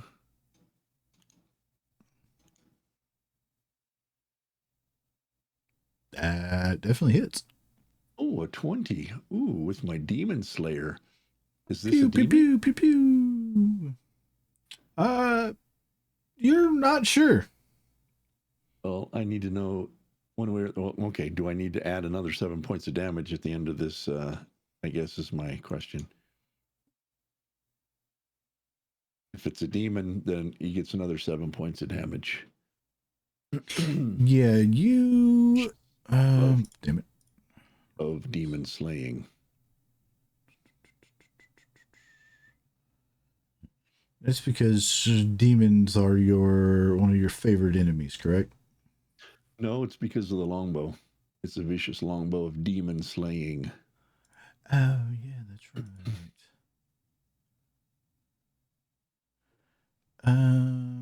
They happened or something. I don't remember, but it was already named for me. That's right. Yeah, we just didn't. I forgot to change it after the name of it after you got it. Anyway, to honestly tell, you would have to give me a perception check. Well, I don't want to know. I'm just, if it is, then it takes 7 points of damage. I don't need to know. My character doesn't need to know. Okay. And all right, since I will. You can either add it or don't add it. Okay, I'll take care of that. Yeah. All right, Okay. second hit back.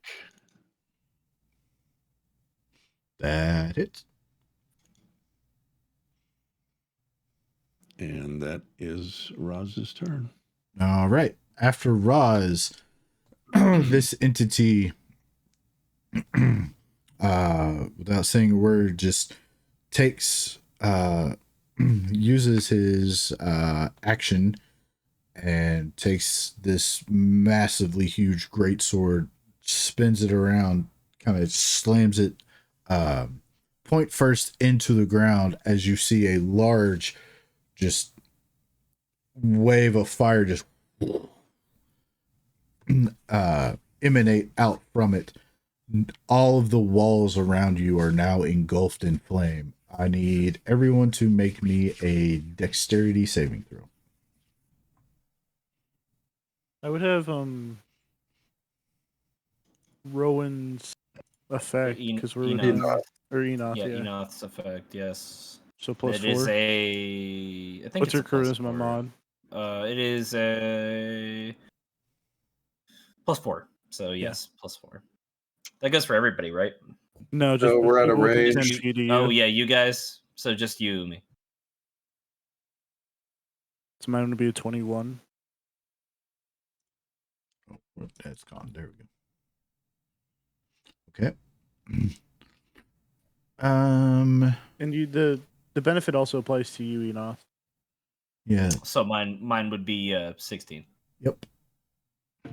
So everybody saves. However, comma. 6 points of fire damage.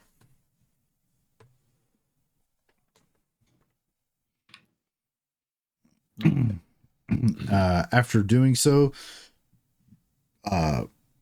pulls the 1 sec. Was that reaction to save against, or was that to save for half damage? Yes. I use Shield Master as a reaction to negate all of it. For you, right? Just for me, yeah. Okay. Cool. You do so. the creature, this entity, retrieves the blade out of the ground, grasps it with 2 hands yet again, and starts charging forward towards the group. Gets 30 feet closer. And that is its turn. Rowan, it's your turn.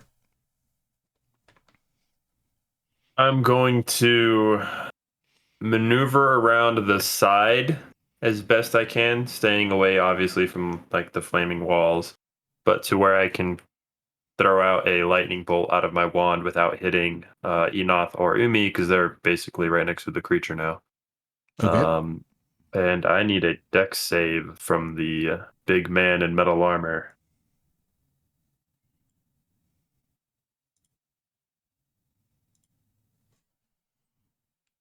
I'm casting an 8th level lightning bolt out of the wand.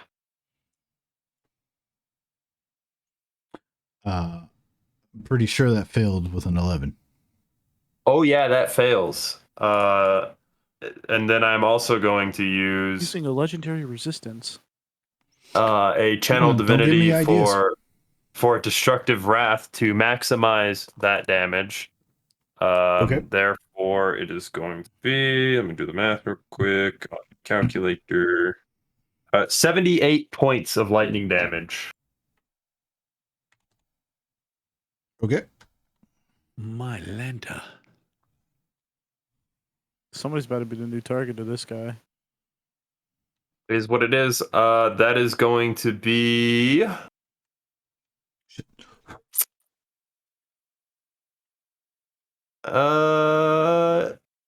And as a bonus action, because that was out of the wand, I'm going to cast Shield of Faith on myself. Yep. And that'll be my turn.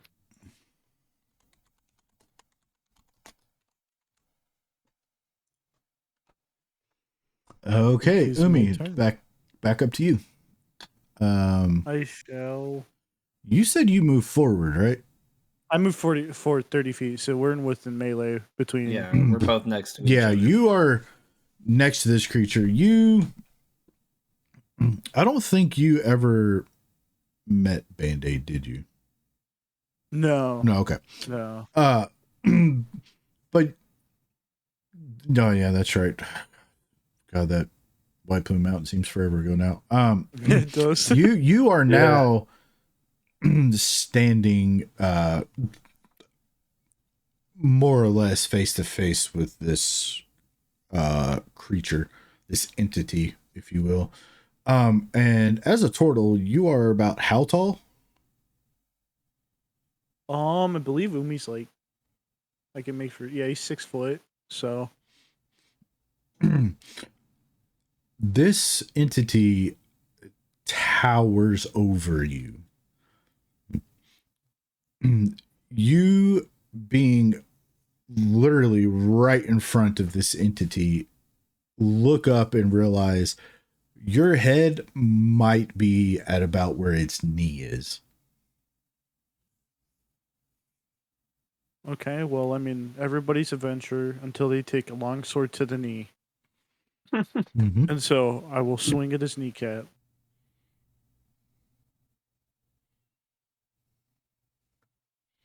With a 24 to hit. Oh, that hits. I will expend a defensive flourish to add a d8 to my damage and AC.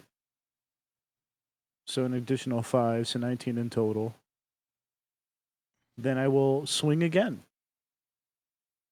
I believe a 13 would miss. Yeah. That, I believe, is the end of my turn. Yes, that is the end of my turn.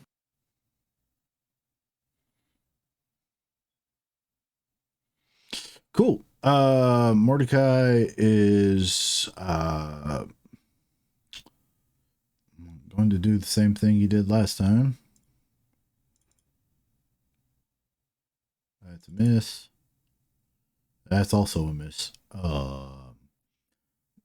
and seeing now up close and personal, well, not up close and personal, but getting a better view of this entity is as a precautionary measure going to go into a rage.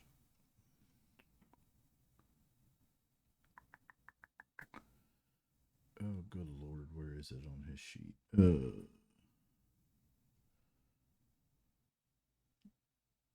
There it is. Cool. All right. It's his turn. Enoth, your turn. Okay. Well,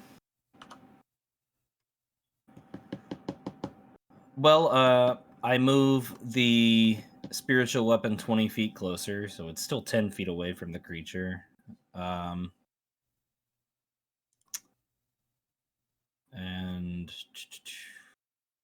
let's see. I will. Yeah, I'll just swing on it. Okay.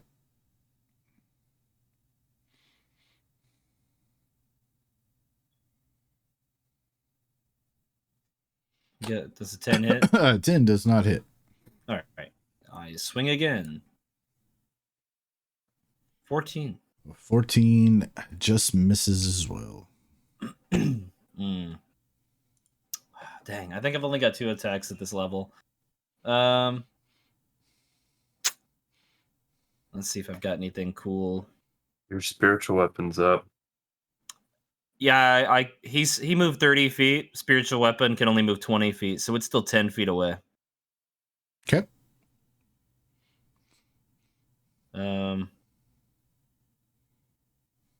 Excellent.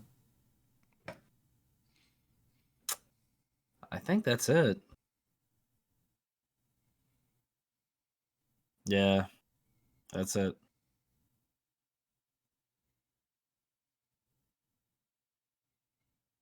Okay. Best turn, Roz. It's your turn.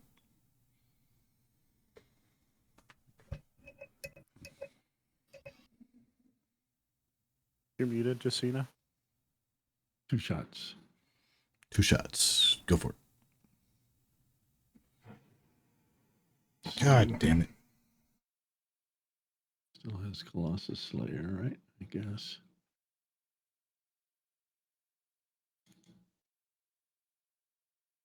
Go.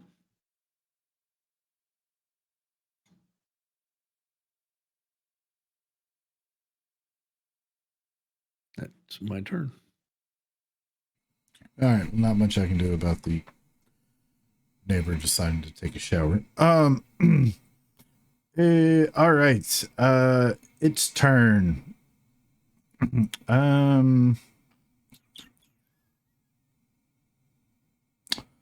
Let's see. Enoth and Umi are right up in front of it, correct? Indeed. Yeah. Okay. Let's see.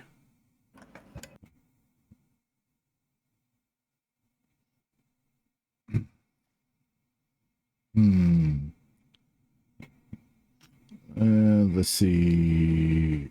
Odds for one, evens for the other.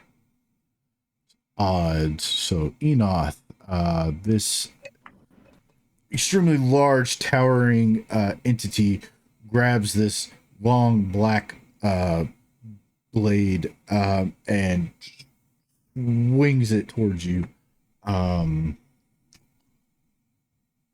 Let's see.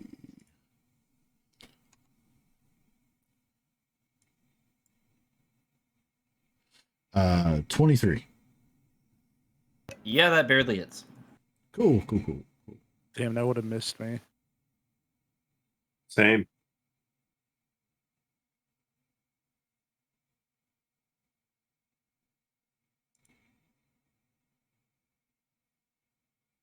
Isn't Enoth in like full plate armor? He is, yeah. It only gives me 9. My base. Yeah, is I 10. didn't remember what armor you were wearing. I've got a shield too. It gives me 3. So I've only got 22. If I had a ring or a cloak or something, it'd be better. But I haven't bought anything like that yet. You take 19 points of damage on the first one. Okay. Second attack is a 19.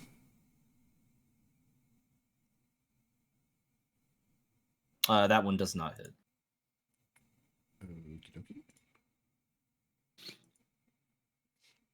And the third one. And as you see, you get slapped. I mean, you take a mighty hit with the first one. The second one comes back around. You see it, and you're able to duck out of the way. You catch because you have been trained in several different fighting styles. As it comes up and readies for its third attack, instead of coming in with like a slicing motion like you normally would do with a very large, sharp blade, it's swinging it with the side of the blade at you.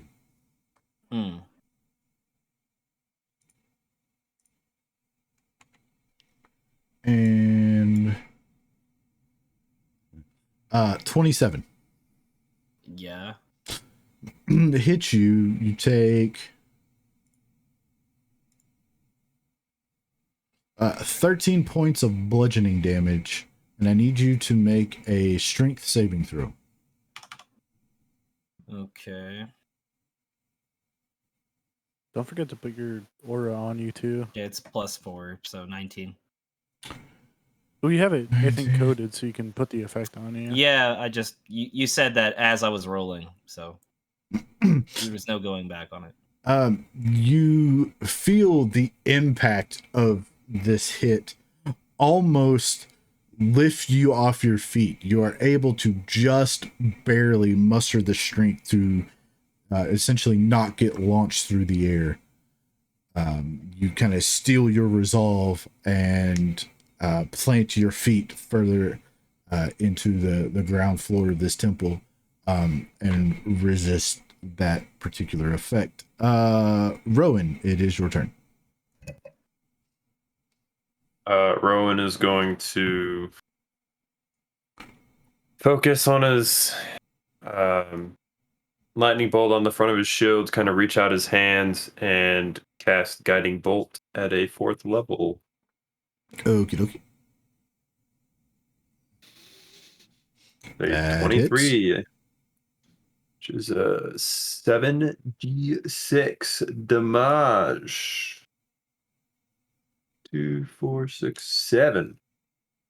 For another 27 points of damage, and the next attack on him has advantage. Okay. And that'll be my turn. You channel your divine energy into your holy symbol, and this divine just ray beam just jets forth towards this creature, hits it center mass. You just see this explosion of bright radiant light. You know for a fact this particular attack hit, and it was a mighty impact as well. The creature, this entity, normally when you hit something with this powerful of a spell, you hear it kind of like grimace out in pain, or you see some type of reaction from it. You see no reaction whatsoever from this entity. Like, it just took your damage and was unfazed by it. Did it do the same with the lightning bolt? It's pretty much done the same with all of the damage so far. It's taking damage. Okay. It's just not reacting to it. Okay. Umi, it's your turn. If I flank this creature, am I still within 10 feet of Rowan? I don't know how big, or Enoch. No. I don't know how big. Yeah, I figured. Okay, well, I'll just swing where I am with it with advantage from the guiding bolt. Okay. 22. Yep. 5, and then I'll do another defensive flourish for Nexus 1 damage. Oh, right. And just so you all know, now that we're in the third round of combat, the target number you're looking for attack rolls is an 18. Just so you all know. Okay.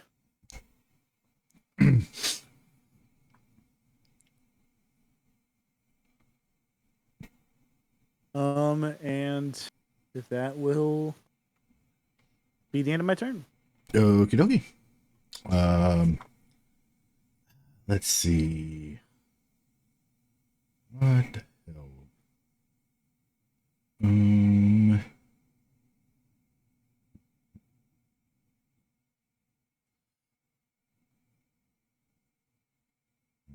He is going to Hunter's Mark this particular individual and is... Can you cast while enraged? Oh shit, that's right. He Because did I go don't in think rage. you can. That's right. That's right.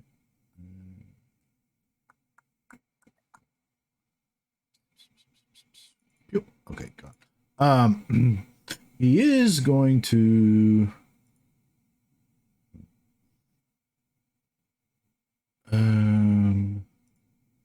let's see, does he have that one? Okay, no, I was thinking of sharpshooter. Anyway, is going to attack yet again. A 14 misses. 25 doesn't. Is roll damage, max damage of 11, and that will be his turn. Enough. Yes. I will swing. Okay. I'm going to channel divinity to add a +10 to that, so it'll be 21. Yep, that hits. And I'm going to spend 3 spell slots on 5d8 of extra radiant damage from Divine Smite. Okie dokie. So here's the base damage from the weapon. And then I'll roll a 5d8 real quick. Does that plus anything? No. No. Okay. It's just 5d8. Pretty sure this is the d8. Yep. 27 additional points of radiant damage. And then as a bonus action, the spiritual weapon moves 10 feet and swings from behind. Okay.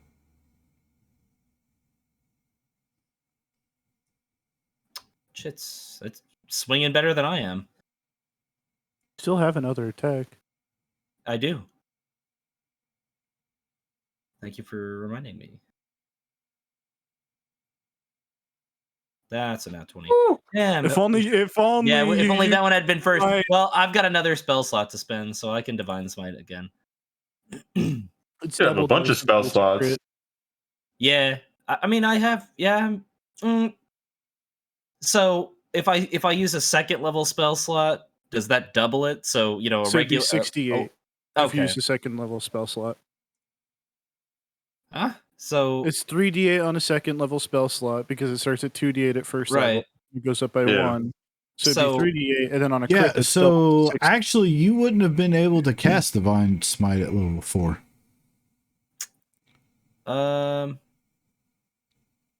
Yeah, you don't spend a number of spell slots. You I spend see, a I spell see. slot Yeah. at a certain level Excuse to me, increase we'll the see. damage. I guess subtract a few of those then.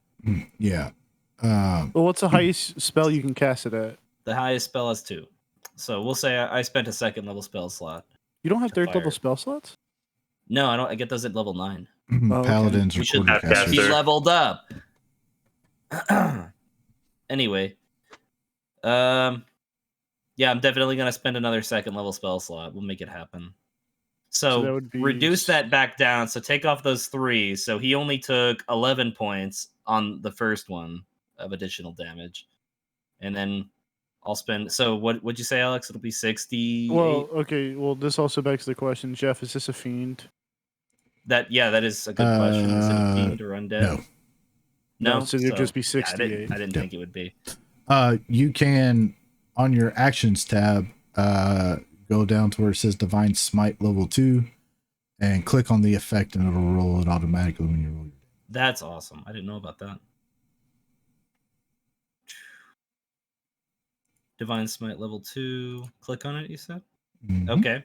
And Now roll then I damage. attack like normal. Oh, right. Now just roll your damage because you hit already. There you go. 32. A lot of ones and twos. Damn. Yeah, 7 to it too. Well, yeah, because it is his normal attack as well. Oh just yeah, combined I thought. together. Yeah, my bad. Yeah. All right, that turn, the paladin does a mighty amount of damage to the large lumbering creature. Paladin should. Yeah. Yeah. Paladin's doing paladin things. Roz, it's your turn. I went to a paladin school. What was it called? Oh! The orphanage? Oh my gosh. Wait a minute. I'm going to spend an inspiration on that first guy. Okay. That's better. That's 2 ones. Why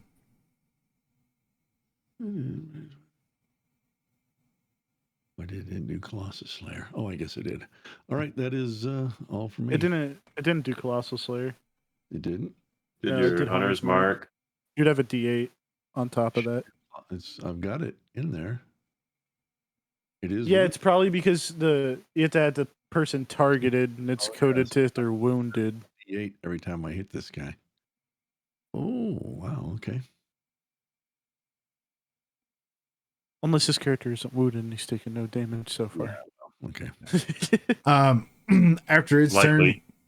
turn, you see the creature remove one hand from the grip of this massive greatsword that it is wielding, and you see it just take its hand, place it on the side of the blade at the base, and just run his hand along the blade in a very fast outward motion as you see the blade erupt into flame. Is it a blood hunter? Oh boy. Is it a blood hunter? I have dibs on the blade.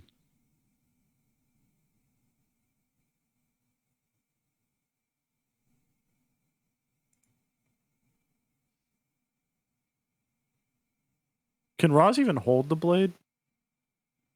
Yeah. More than your character could. I think I could hold it. My character, I think, has a better strength than you. At any rate, we don't even know if we're going to be able to fight this guy. Yeah, we don't even know if Well, we're going to live we- this. Let's be yeah. honest.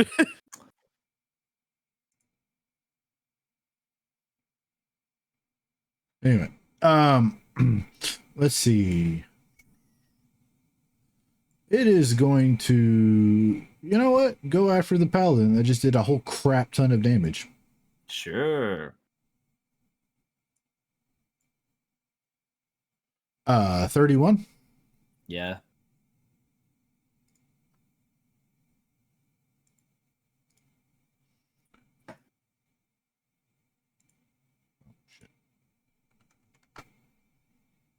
Bam, bam, and you take you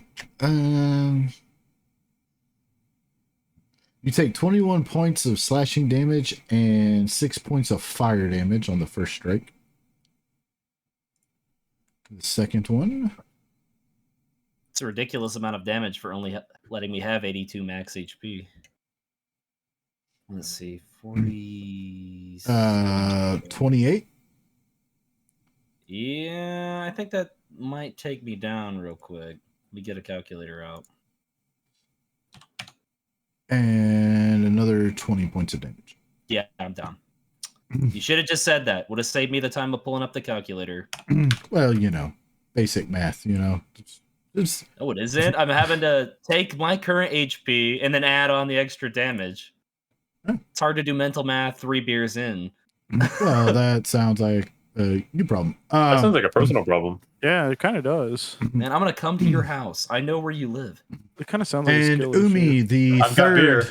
the third attack is going to be on you because you are Sure. still within range. Again, you see two like slices with this now enormous flaming sword fell your fellow paladin in your group, and yet again two slices, and as it rears up ready for its third attack, it shifts the blade slightly in its hand, and you just see this huge just flaming massive thing come flying at you. Was that a loss of words there? I think Umi is too, to be fair. 29. Yeah, that hits. Oh no, that's D8s. Jesus. You take 10 points. Oh wait, hold on. You take 20 points of bludgeoning damage and 11 points of fire damage. I need you to give me a strength saving throw. Jesus Christ. 1 second, I need to subtract that from my health. Not good. Not good. You see this large blade come, whoo, it just impacts you right in the front portion of your shell. You could have sworn you heard like a crack from the impact as this creature follows through, and you go flying and slam into the wall to your right. What? How far did he fling me? About 30 feet. What? Oh, Jesus. Oh. You take an additional 1 point of bludgeoning damage from impacting on the wall. Okay. And that is its turn. Rowan, did you say you went, because I know you said you kind of like went around. I skirted around the edge, yeah. Right. The left side or the right side? I would have went left because that was the side Enoth was on. Okay. So I would have said if you went to the right, you would have seen Umi just kind of go right and like right above you and just down to the ground. But anyway, it is your turn. Oh boy. No napping on the job, brother. I cast healing word on him. Counterspell. No, go ahead. Wow. And then as my action, I need our good friend to give me a wisdom saving throw.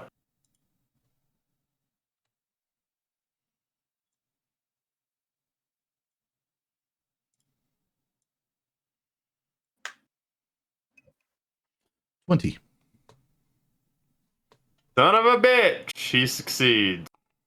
And I don't do any damage on this, so. Okay. That would be my turn. All right, Umi. I go run to the guy. All right. Give me a dexterity check. Check or save? Check. 5. No.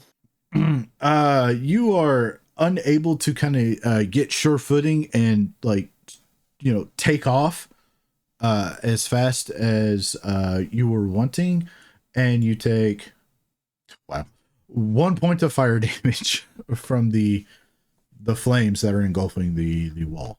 But I'm able to move, right? Yeah. Okay. What the hell? That was interesting. Zephyr Strike. Yeah, I was gonna say. I was like, why did that show up? Okay. It's because I got Mordecai's thing up. I must have. Oh, okay. It's like, do I have Zephyr Strike? Yeah, I was confused. I'll swing on him when I get within 5 feet of him. Okay. Missing the first one. Misses. And barely missing the second.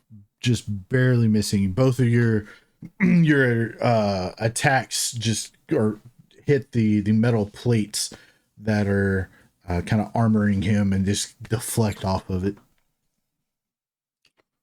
And I'll bonus action use a 4th level healing word on myself. Okay. And that is my turn. Cool. Let's see. All right. That's a natural 1. And an 18 that hits for min damage. Cool. Enoth.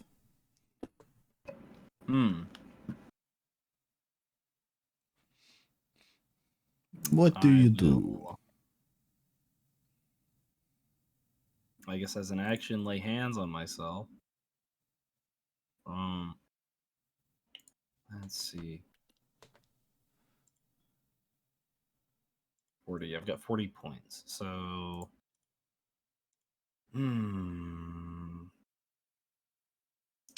let's take 35 of those. Okay. Cool. I'm at half health now instead of, bottom of the pool. And then as a bonus action, the spiritual weapon will make an attack. Actually, well, let's see if I can do something else instead. Something a little more constructive. Yep.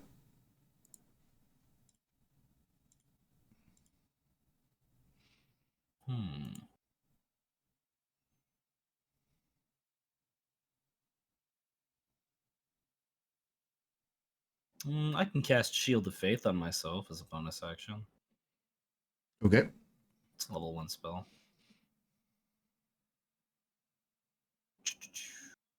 Just drag and drop the effect. Oh, and Umi, now that I'm conscious again... Oh, never mind. You got pushed 30 feet by a sword. I'm back within.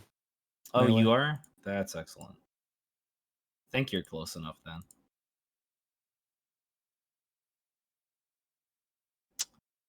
Well, if my aura And of I just went right protection- back to the state I was at. So. All My aura right. of So protection what are you doing? pays an opening.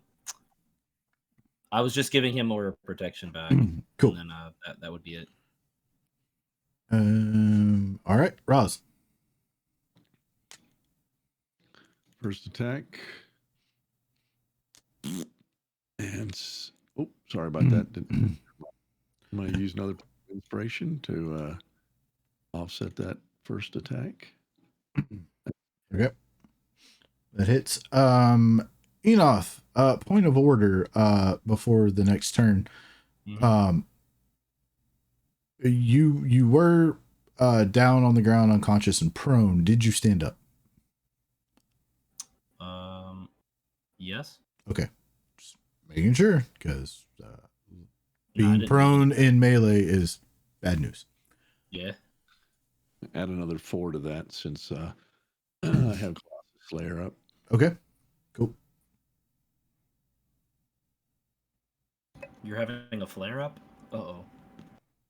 Yeah. All right. Roz. All right. This entity, seeing you stand up, does not like that particularly well. All right, brother. Does not like that at all. Yes, please. Bully the paladin. I mean, they are tanks for a reason. As if I'm not a tank. I've got 82 max HP. More than me. Yeah. it's more than me. Natural 20. Let me level up. In the middle of this fight. So be nice. that is going to be... I get knocked down, but I get up again.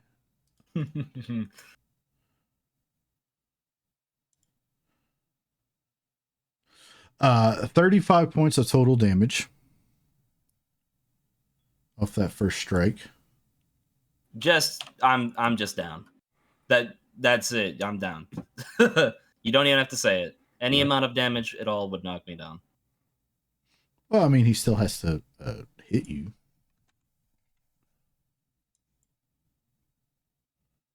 Yeah, that hits. Yeah.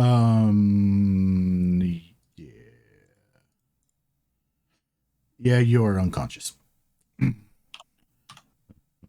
And yet again, swinging the third attack on Umi.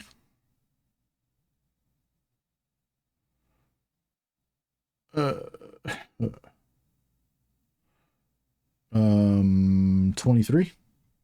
Hit. Okay.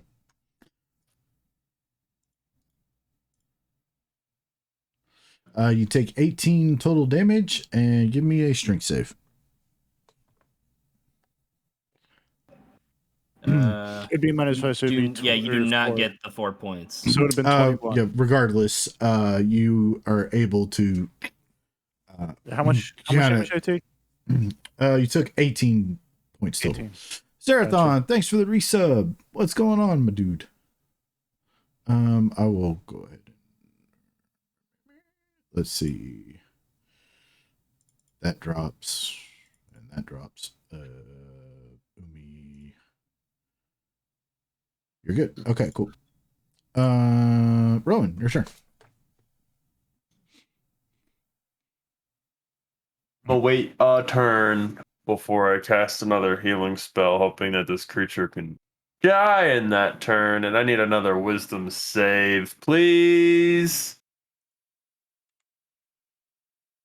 Okay. 21. Son of a bitch. Yeah, that succeeds.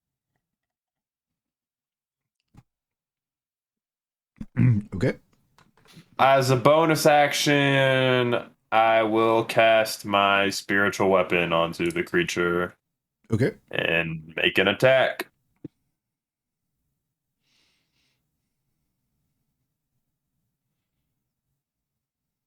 Attack. Hey. Woo! That's it for me. Cool. Umi. We'll swing onto the creature. Hitting. This time around. I'll use a flourish. Adding 4 to my AC and the damage for 19 damage in total.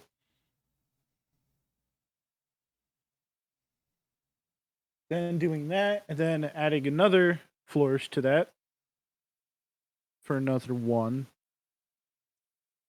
And then as a bonus action, I'll say, Enoth, brother, get up.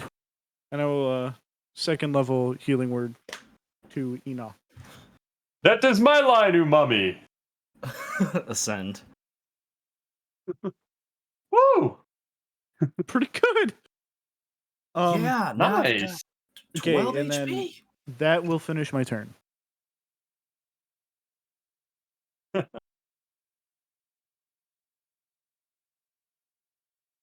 Okay.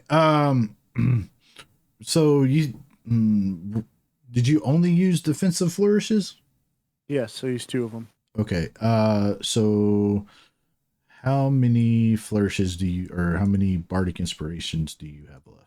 I have 4 in total, and I used 2 beforehand, so I'm out now. Okay. Just making sure. I had to look up because I could have sworn that you used. Yeah, it's equal to my charisma modifier, so I have 4. Okay, I cool. used 2, and I would have used 1 last round, but I missed completely. Hits and hits. So bam and bam.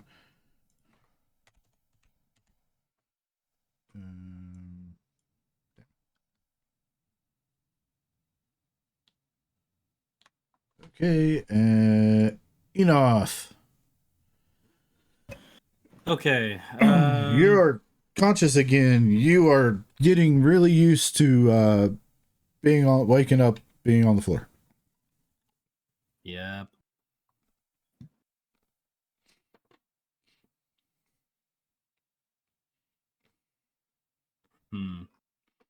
I think I'll just start swinging. What does that AC of 2 come from? That is coming from. It would have dropped on your unconscious. That is coming from my fighting style. AC 2? Or no, not my fighting style. That's coming from Shield of Faith, wasn't it? Was it? Oh yeah. That's why it has the concentration next to it. I would have dropped when you dropped. Damn. What about spiritual weapon? It does not drop. It doesn't drop. Okay. It's a duration. Then It's goofy. then he's gonna. It's then he's busted, gonna, is what it is. Then It he's is. gonna make it. And that one. No good. Very useful, sir. Theoretically speaking, you could just cast spiritual weapon for like 5 times, and all 5 would be there. That's not too bad there. Technically, yeah, you could. You could only attack with one of them though. But Yeah. Divine Smite, level 1.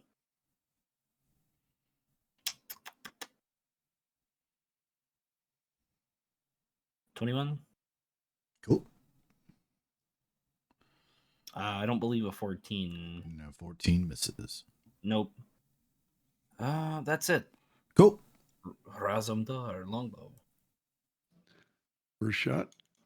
Come on. Woo!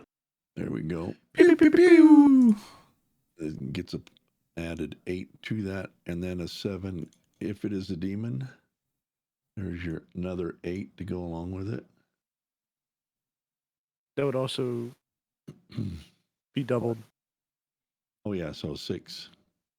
And a plus 7 if it is a demon. Second. All right. That is it. 1 good and 1 not so good. All right. Cool. All right. This entity is going to grab its sword, hold it in front of him, like you see a lot of those large like knight statues do. He's going to hold that pose, and you see like you just feel the ground starting to rumble and shake as you feel like the earth that you all are standing on is starting to feel tremors. The whole area starts shaking, and you can see that the flames in the area become more intense. Enoth and Umi, who are standing right next to this creature, you start to notice that this entity starts glowing like a brighter form of orange and red, and the flames that encompass its form seem to get larger, more intense, and you can also feel the temperature in the area increase. And Rowan, it's your turn. What are Is this a sauna? Give me a wisdom save, coach.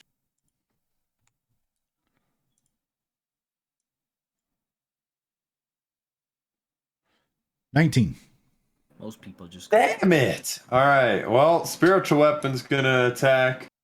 No, it's not. That's my turn. Umi.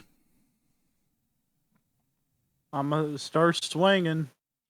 Start swinging. Yeah. For 13.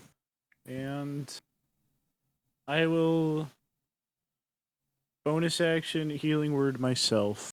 And that will be the end of my turn. Upon striking with your sword, you just feel this immense rush of heat hit you, and you take 4 points of fire damage. Okay. So you said 4? Yeah. Okay. Let's see. No, Man, not that's not 467 damage. Okay. I mean, if you want to. All right, so 1 miss. Cool. Almost max again. Enoth, your turn. Man. Let's see. My boy in the back. 1 point, sure. Are you kidding me? Come on. What do I pay you for? You get paid? He does.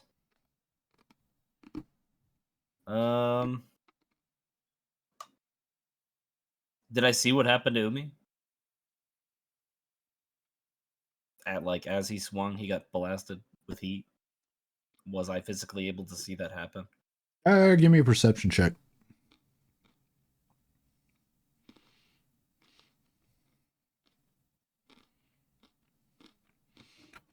You see, That was you supposed see to be an Umi attack strike. roll. Yeah, you see Umi strike and kind of like reel back for a second, like, ah, God, that was hot. Like somebody like touched something that was hot. But you can make assumptions, but that's about all you get.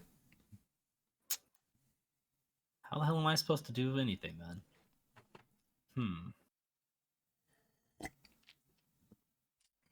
Paladin, Joe. Yeah, sure, but I got like 12 HP. You have lay on hands. Or your healing I used hands. up like all 35. Well, I'm saving 5 for an emergency, but I've got 35 used up. So Okay. there's no laying on hands to be had. What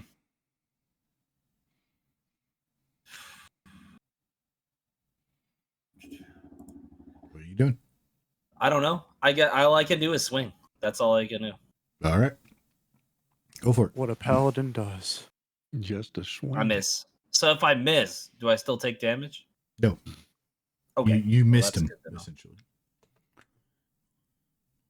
That one hit. That one's gonna be a divine smite. Smite.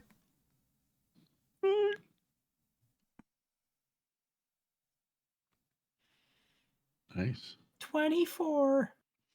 And as you land your strike, you too feel this sudden rush of heat on you, and you take 5 points of fire damage. Okay. That's it. Roz? First shot. That's a hit. Plus 8. 26. Second shot.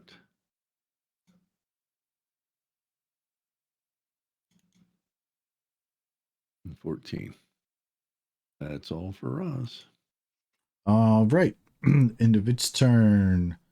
It is going to swing. Where's my, there it is. 27 on you, Umi. Yeah, that hits.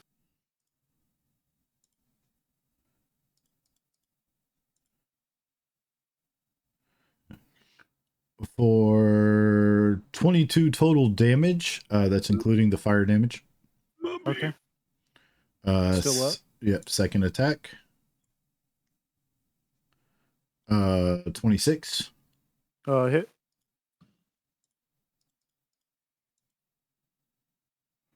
For another 27 points of damage. Still up. And the third attack.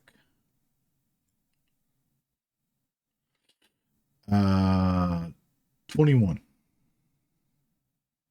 You know, Jeff, that just hits. That's My good. AC It is rolled. 21. That's good because it rolled really low. I might go down from this. 34 points of damage. I'm down. Jesus Christ. Not much I can do about the guy that does 70 damage in a turn. He's also 15 feet tall. And you know what?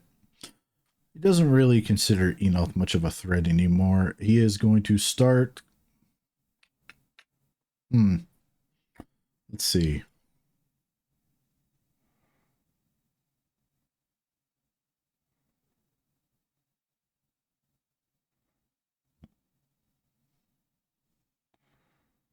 He's going to go up to Mordecai. He's now 30 feet away from you, Enoth. You can take an attack of opportunity should you choose so. Do it. Yeah, I'd be, yeah. Yep. Okay. I Misses. Rowan, it's your turn. I'm gonna take a nap. Does this guy look like hurt at all? Any signs of us hitting him? This creature seems to be made from the very essence and elements of fire. It's very hard to tell. Fire, you say? I don't want to fuck everybody with Sleet Storm. I mean, you can certainly try. No, because I feel like it's magical. Bonus action, I guess we'll real quick get the spiritual weapon hit out of the way. Oh wait, no, he moved. How far did he move? 30 feet. Never mind, I'll move spiritual weapon 20 feet. Ignore that attack. And I will attempt another guiding bolt at 4th level. Okay.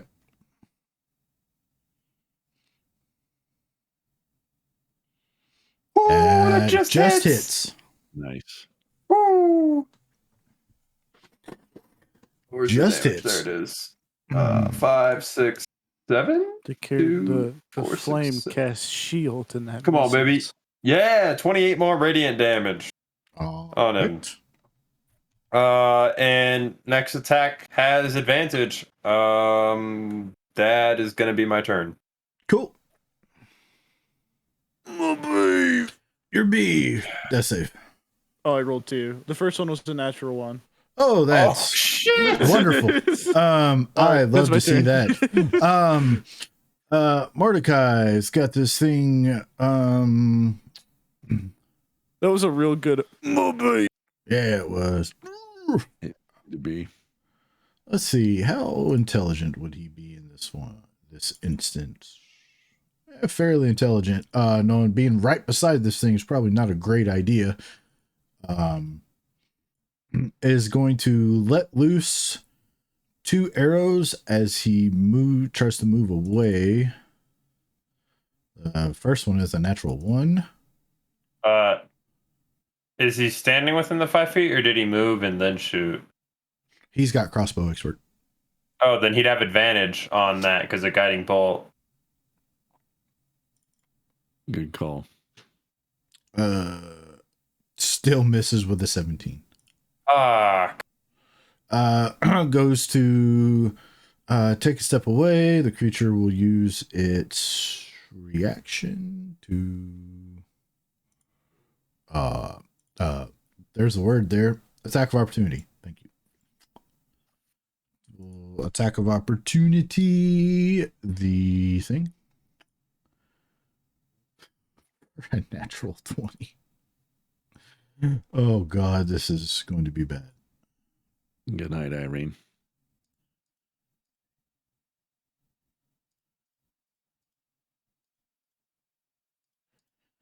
For 47 points of damage.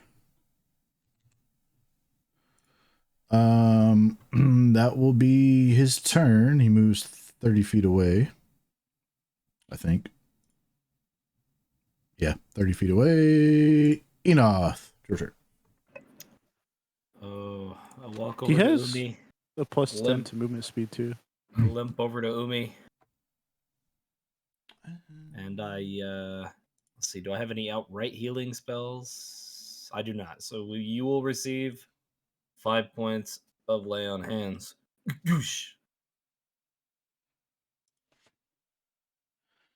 Yeah, he codes his shit in Fantasy Grounds all weird. Yeah, he does. The only reason I saw is because of his turn order. Combat tracker F. It doesn't matter.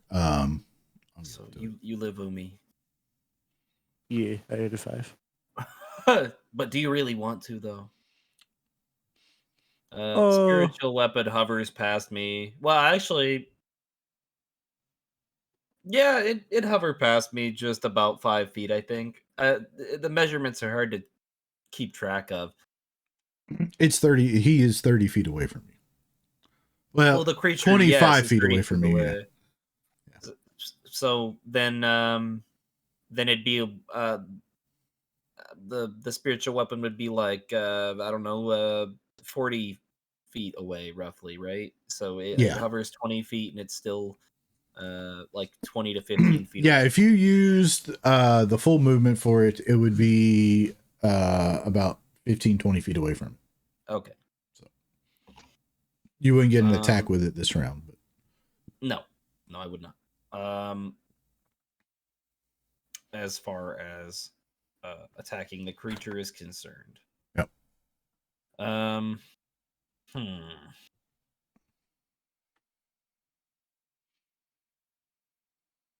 Well, this sucks.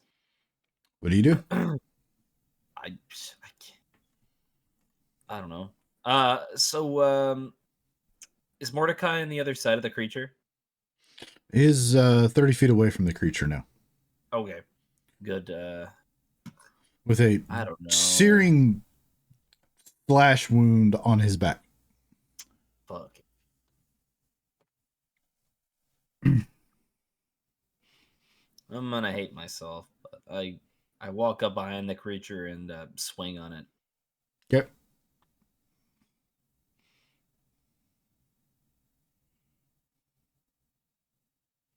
And that's gonna be my last spell slot. Divine Smite 1. Mm-hmm. 34. Good damage. Good damage.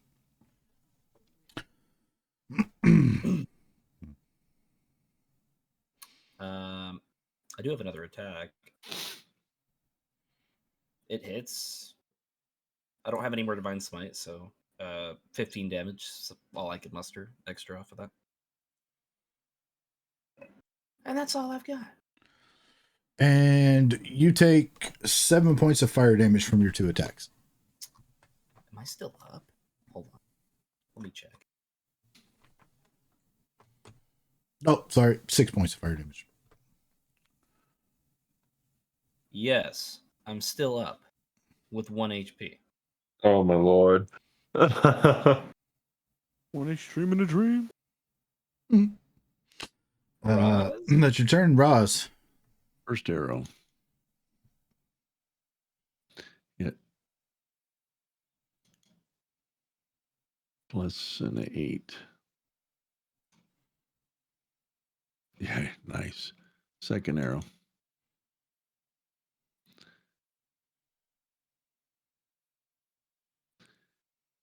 It is his turn. Okay. This entity turns and looks back at you. Enoth is growing tired of knocking you down and then you getting back up.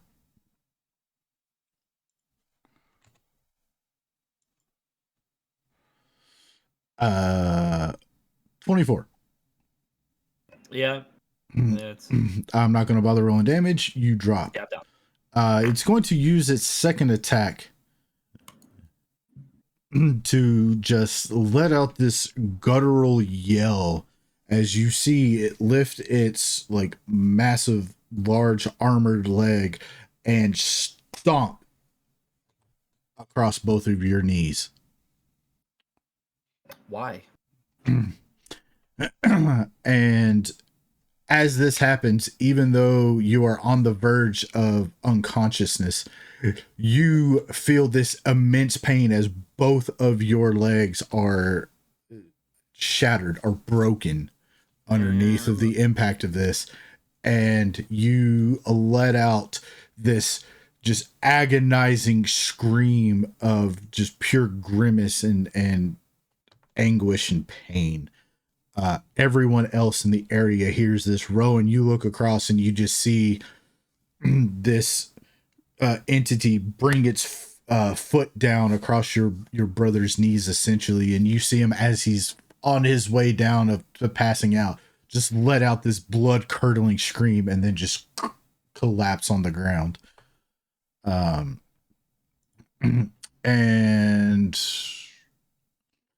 then it is going to, let's see, who would be closer at this point?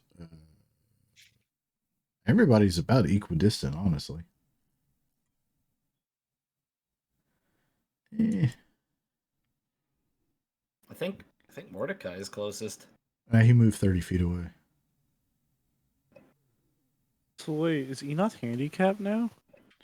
I don't know.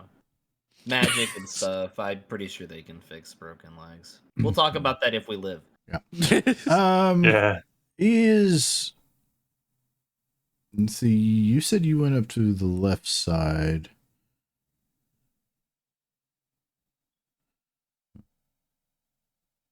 So yeah, he's going to lumber towards you, Rowan.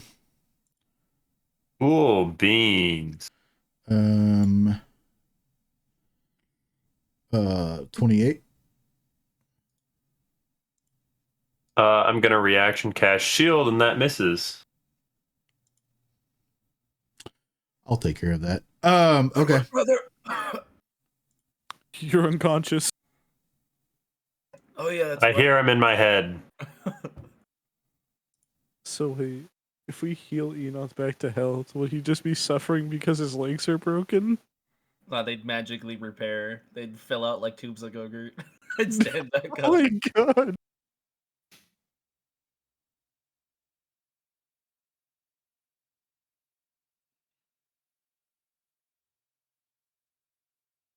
It's your turn.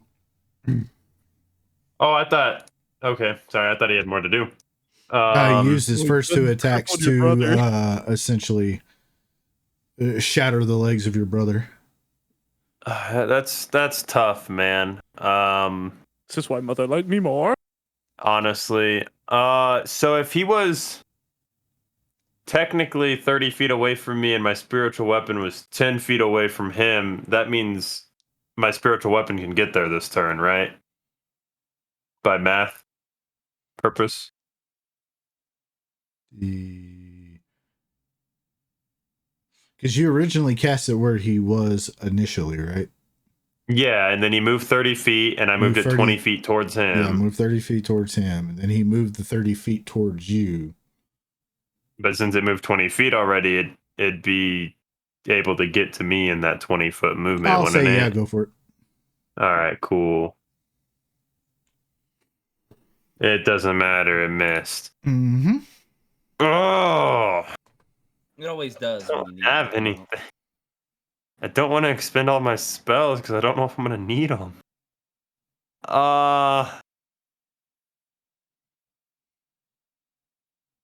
Can't drop that. You know what? Fuck it. Well, guiding bolt at 3rd level. No, we won't because that's a ranged attack. Fuck. I need a wisdom save. No shocky shock? This does more damage if it hits. 19. Yeah. Okay. Umi, you're up. Oh, I spent half my movement getting up. Look back at crippled Enoch. I'm good. You just. Oh. You're unconscious. So, do I just see that his legs are like mash? It is a grisly sight to see, yes. So, wait, is there a way to heal Enoch for him not to be conscious, or no? Why would you ever want to? Because if you wake up, you're just gonna be in agony from your legs. I think in the world of D&D, healing spells heal all injuries. Your legs are mush. They're mince. Yeah, All yeah. right. Okay. Anyway, we need to we need to speed this up here. I will heal him with a bonus action. Just to see what happens, I guess. That didn't work. And then I'll move close 15 feet toward the giant. I don't think I can make it, but No. that is You get about halfway there. Enoth, as you come to, you continue like this extended blood curdling scream. Give me a Constitution saving throw. I don't feel like this is a game mechanic. 15, 20. Okay, you do not pass out from the sheer pain. I was an adventurer until my knees broke. Until I got my knees smashed by the dungeon master. It starts One crawling hit. toward Okay. the fire. Enoch, it's your turn.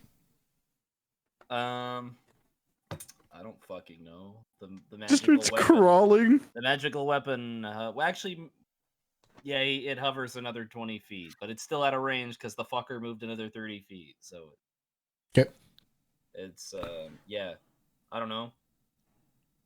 I can't get up anymore, can I? No. I can't get up. Oh my Okay. god. Fucking all right. I'll just sit here and watch my friends die. Roz? Okay. Roz, it's your turn. Oh boy. Arrow 1. Yep. Miss. And 2. Just eating crackers out of my backpack. Mm. And 1 extra 8. Crying. 33. Okay. 23, sorry. Okay, and that is all. Cool. Rowan, it's going to attempt to swipe at you because you're right there. Uh-huh.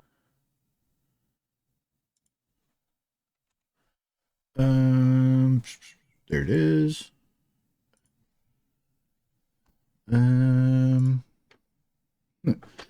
It missed you on the first one, but a natural 20 on the second one.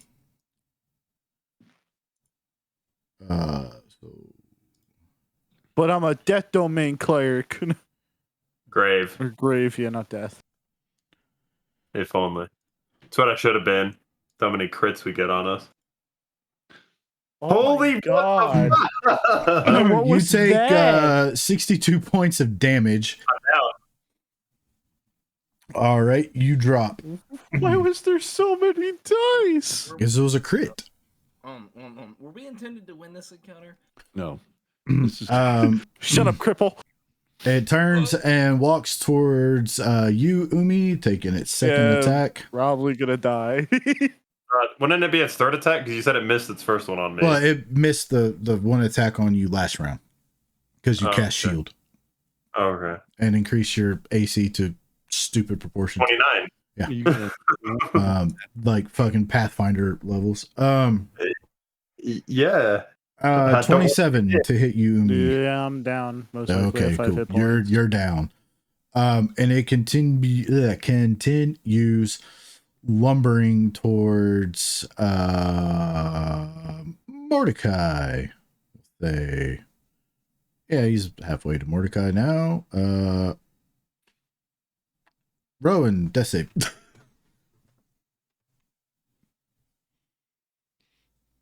Succeed. Umi, you know what to do.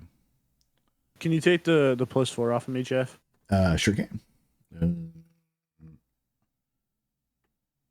Well, no, he is technically still conscious. I'm not within 10 feet of him, though. You're not? I thought you were. I moved 15 feet. That's right. Okay, gotcha. All right, go for it. Hey. Success. Success. Cool. Mordecai is going to miss and jeez, miss. Cool. Enoth. Man, I just got like the most dramatic fucking music for me just being sat here. I don't know what you guys want me to do. He said my legs are fucked. I can't get up. Start crawling. You got this. Yeah, you have half movement speed crawling. I can't melee from prone. Yeah, you can. Yeah, you just crawl. Bruh. He's 60 feet away. Action dash. Action dash. Your spiritual weapon's still up. Bruh.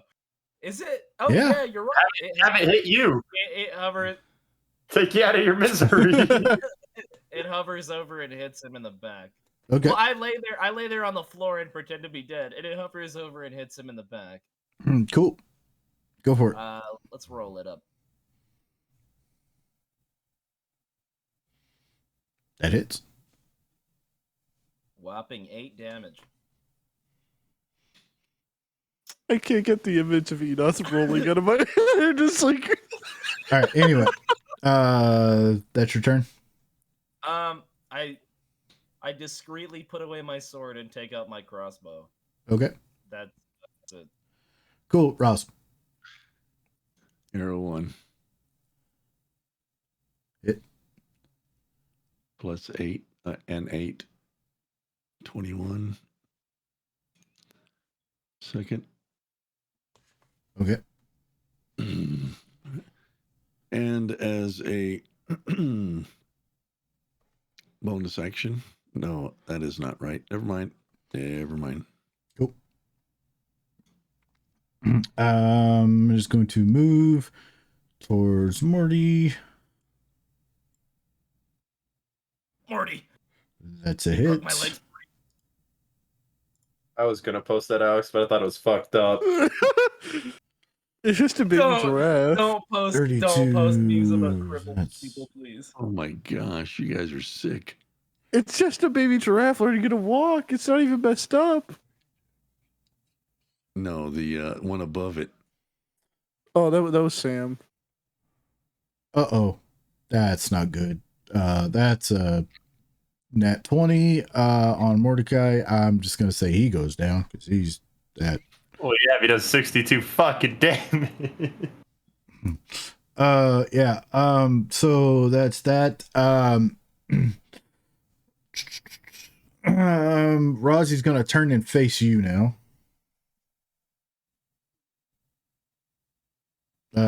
Rowan, go. Your turn. He used his movement to catch Morty. So bollocks. Bummers. All right. Umi. Bobby. Oh, yeah, you're beef. Better than one, though. Mordecai. I mean, you're not wrong. Mordecai, let's see. Death save. Oh, just barely rolled a 9. Enough.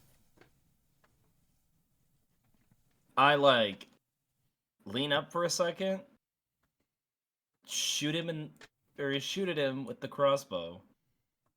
It misses. It flies past him. He doesn't know. You shoot yourself. And then I just lean up, shoot, and then pretend to be dead again. Okay. And then the weapon floats over and takes a swing. Okay. That's an actual. There you go. So berserk. Look at him. He's crazy. He's insane. Look. Ross, your turn. Okay. If I use an action, is that one of my shots or is that everything? That's everything. Everything. All right. Well, he's going to cast spike growth underneath this thing. Okay. It's a 20-foot radius. Let's see. Centered in the point where the range twists, blah, blah, blah. He cannot see it. Takes 2d4 piercing damage for every 5 feet it travels. Any creature that can't see the area. All right, so that's what I'm doing. Where is it? Spike growth. It has been cast. Okay.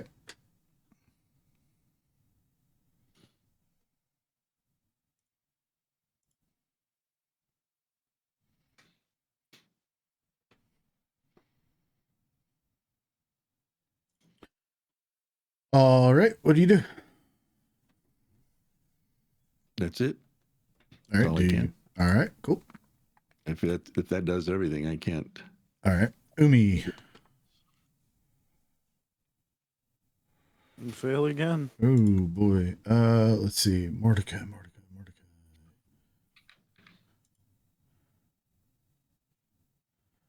Oh shit. Sorry, I completely forgot his turn. Yeah. Go ahead and roll the damage for spike growth. All right. How many feet is he moving? Oh, he's moving all the way up towards you. He don't give a shit about these spikes on the ground. Okay, so that would be the 20 feet. So wait, it's every 5 feet that he travels. So if that's 1, that's 5. So 6.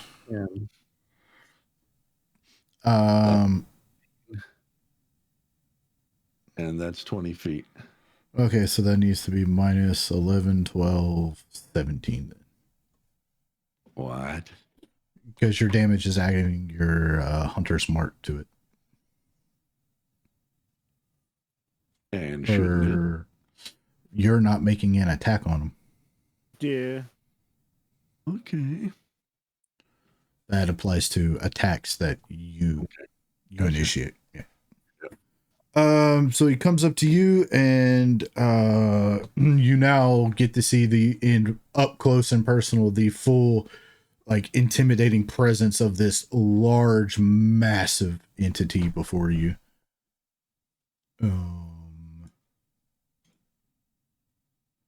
29 to hit. Yeah. Take 23 points of damage total. Okay.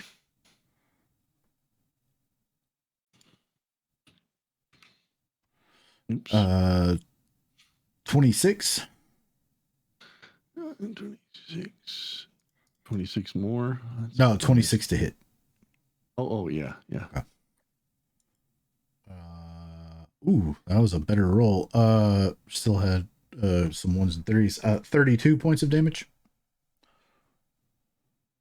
All right. It's gonna be up to you, Enoch, soon. And at this point, you're kind of seeing the gravity of the current predicament that you and your party are in.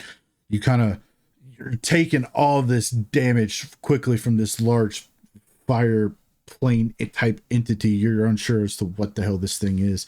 You're looking around, and this entire time the flames have just been roaring in this main temple area. You're starting to see portions of the walls and the upper balcony area starting to fall and collapse. You look around, you see Umi, you see Mordecai, you see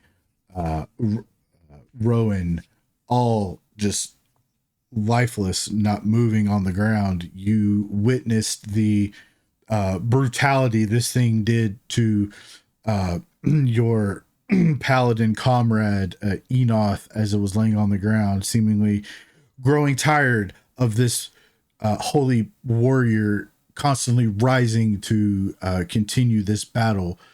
And everywhere you look, you see images of your friends, your party, your comrades on death's door or completely unconscious, and behind them you just see a background of roaring flame, almost exactly reminiscent to the dream that startled you the night before. As this creature he lets go of his massive sword with one hand, just reaches down, grabs a hold of you, lifts you up, and just starts squeezing, and you start to hear the bones and just starting to give and crack and pop and snap as you kind of just like let out this deep guttural tabaxi style grimace and roar of pain. And it just looks at you and says, "This world will burn." And he squeezes it and he slams you down on the ground, and your vision cuts out as he slams you to the ground. This roaring burst of flames bursts out from him and hitting you, Enoth, as you're laying on the ground. Your eyes fade to black as well. And Roz, when this happens, you quickly open your eyes. You start gasping for air. And you look around and you realize you're in the cave. The cave when you arrived in Thay. Your fur almost matted down as if you were having cold sweats this entire time. You look around, everybody else is kind of jarred awake too. Seemingly all of you had this shared nightmare vision, if you will. Everybody else almost looking pale in the face as they come to, panting and breathing heavy, also with cold sweats coming down off of them. You look around and your half-orc comrade is nowhere to be seen. And that's where we're going to call it tonight. I have one question. Nope. Does Enoth have any leg function still? Man, you all focus on the dumbest shit. Anyway. Reenact that scene from Ryan. He's just walking towards me, and I'm shooting at him with the crossbow feebly. Anyway, that, as I said before, will conclude our live stream continuation, at least as for now, as the plan is for the current near future in the moment of this campaign here on Twitch. Like I said, we have a lot of things coming up in the near future, especially after GaryCon, some changes to programming. Like I said before at the beginning of the show, Ben is currently deployed, and we have another party member that is literally having to move cross country coming up. And with GaryCon coming up in like 4 or 5 weeks, or 5 weeks or so, we've got that to deal with. So we are taking a temporary hiatus for an undetermined amount of time as of right now. When we do return to the Tales from the Yawning Portal, the plan is, as of right now, that we will pre-record it and upload it to our YouTube. So you'll be able to at least watch and catch what happens, how we move forward from now. I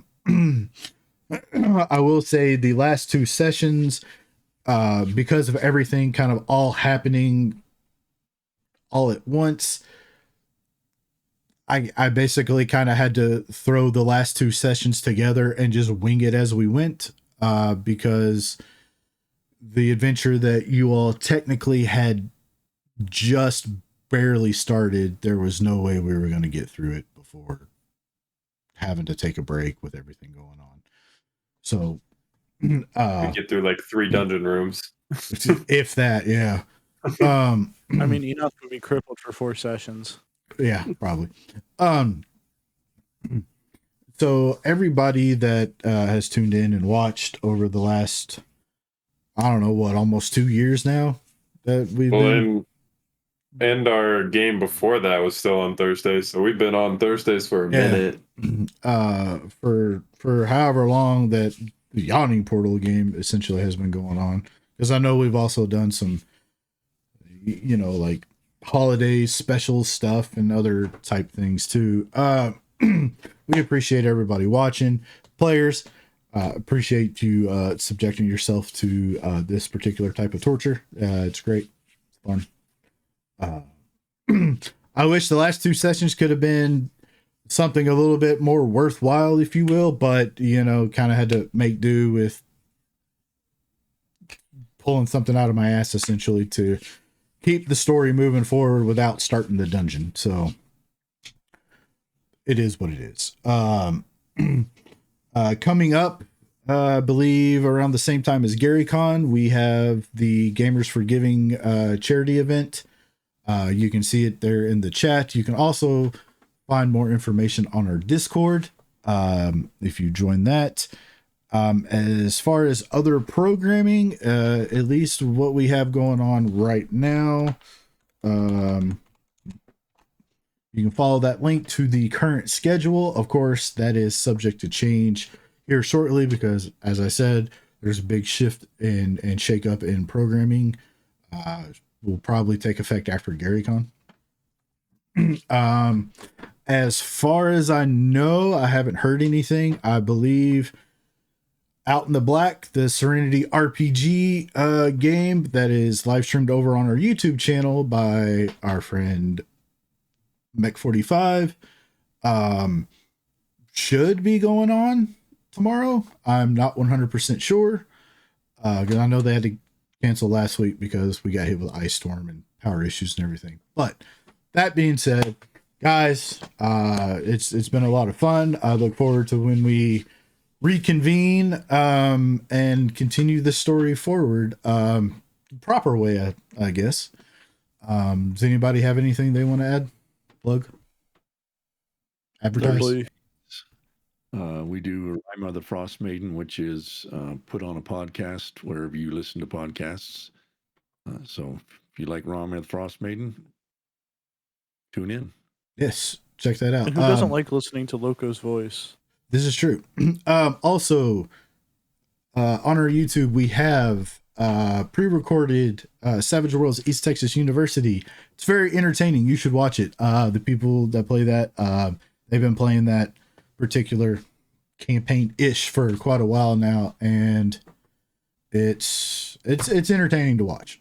So I'll give it that. That being said, guys, I guess until we meet up again. So, yep. On that note, I'm going to hit the outro, and we will see everybody when we see you again.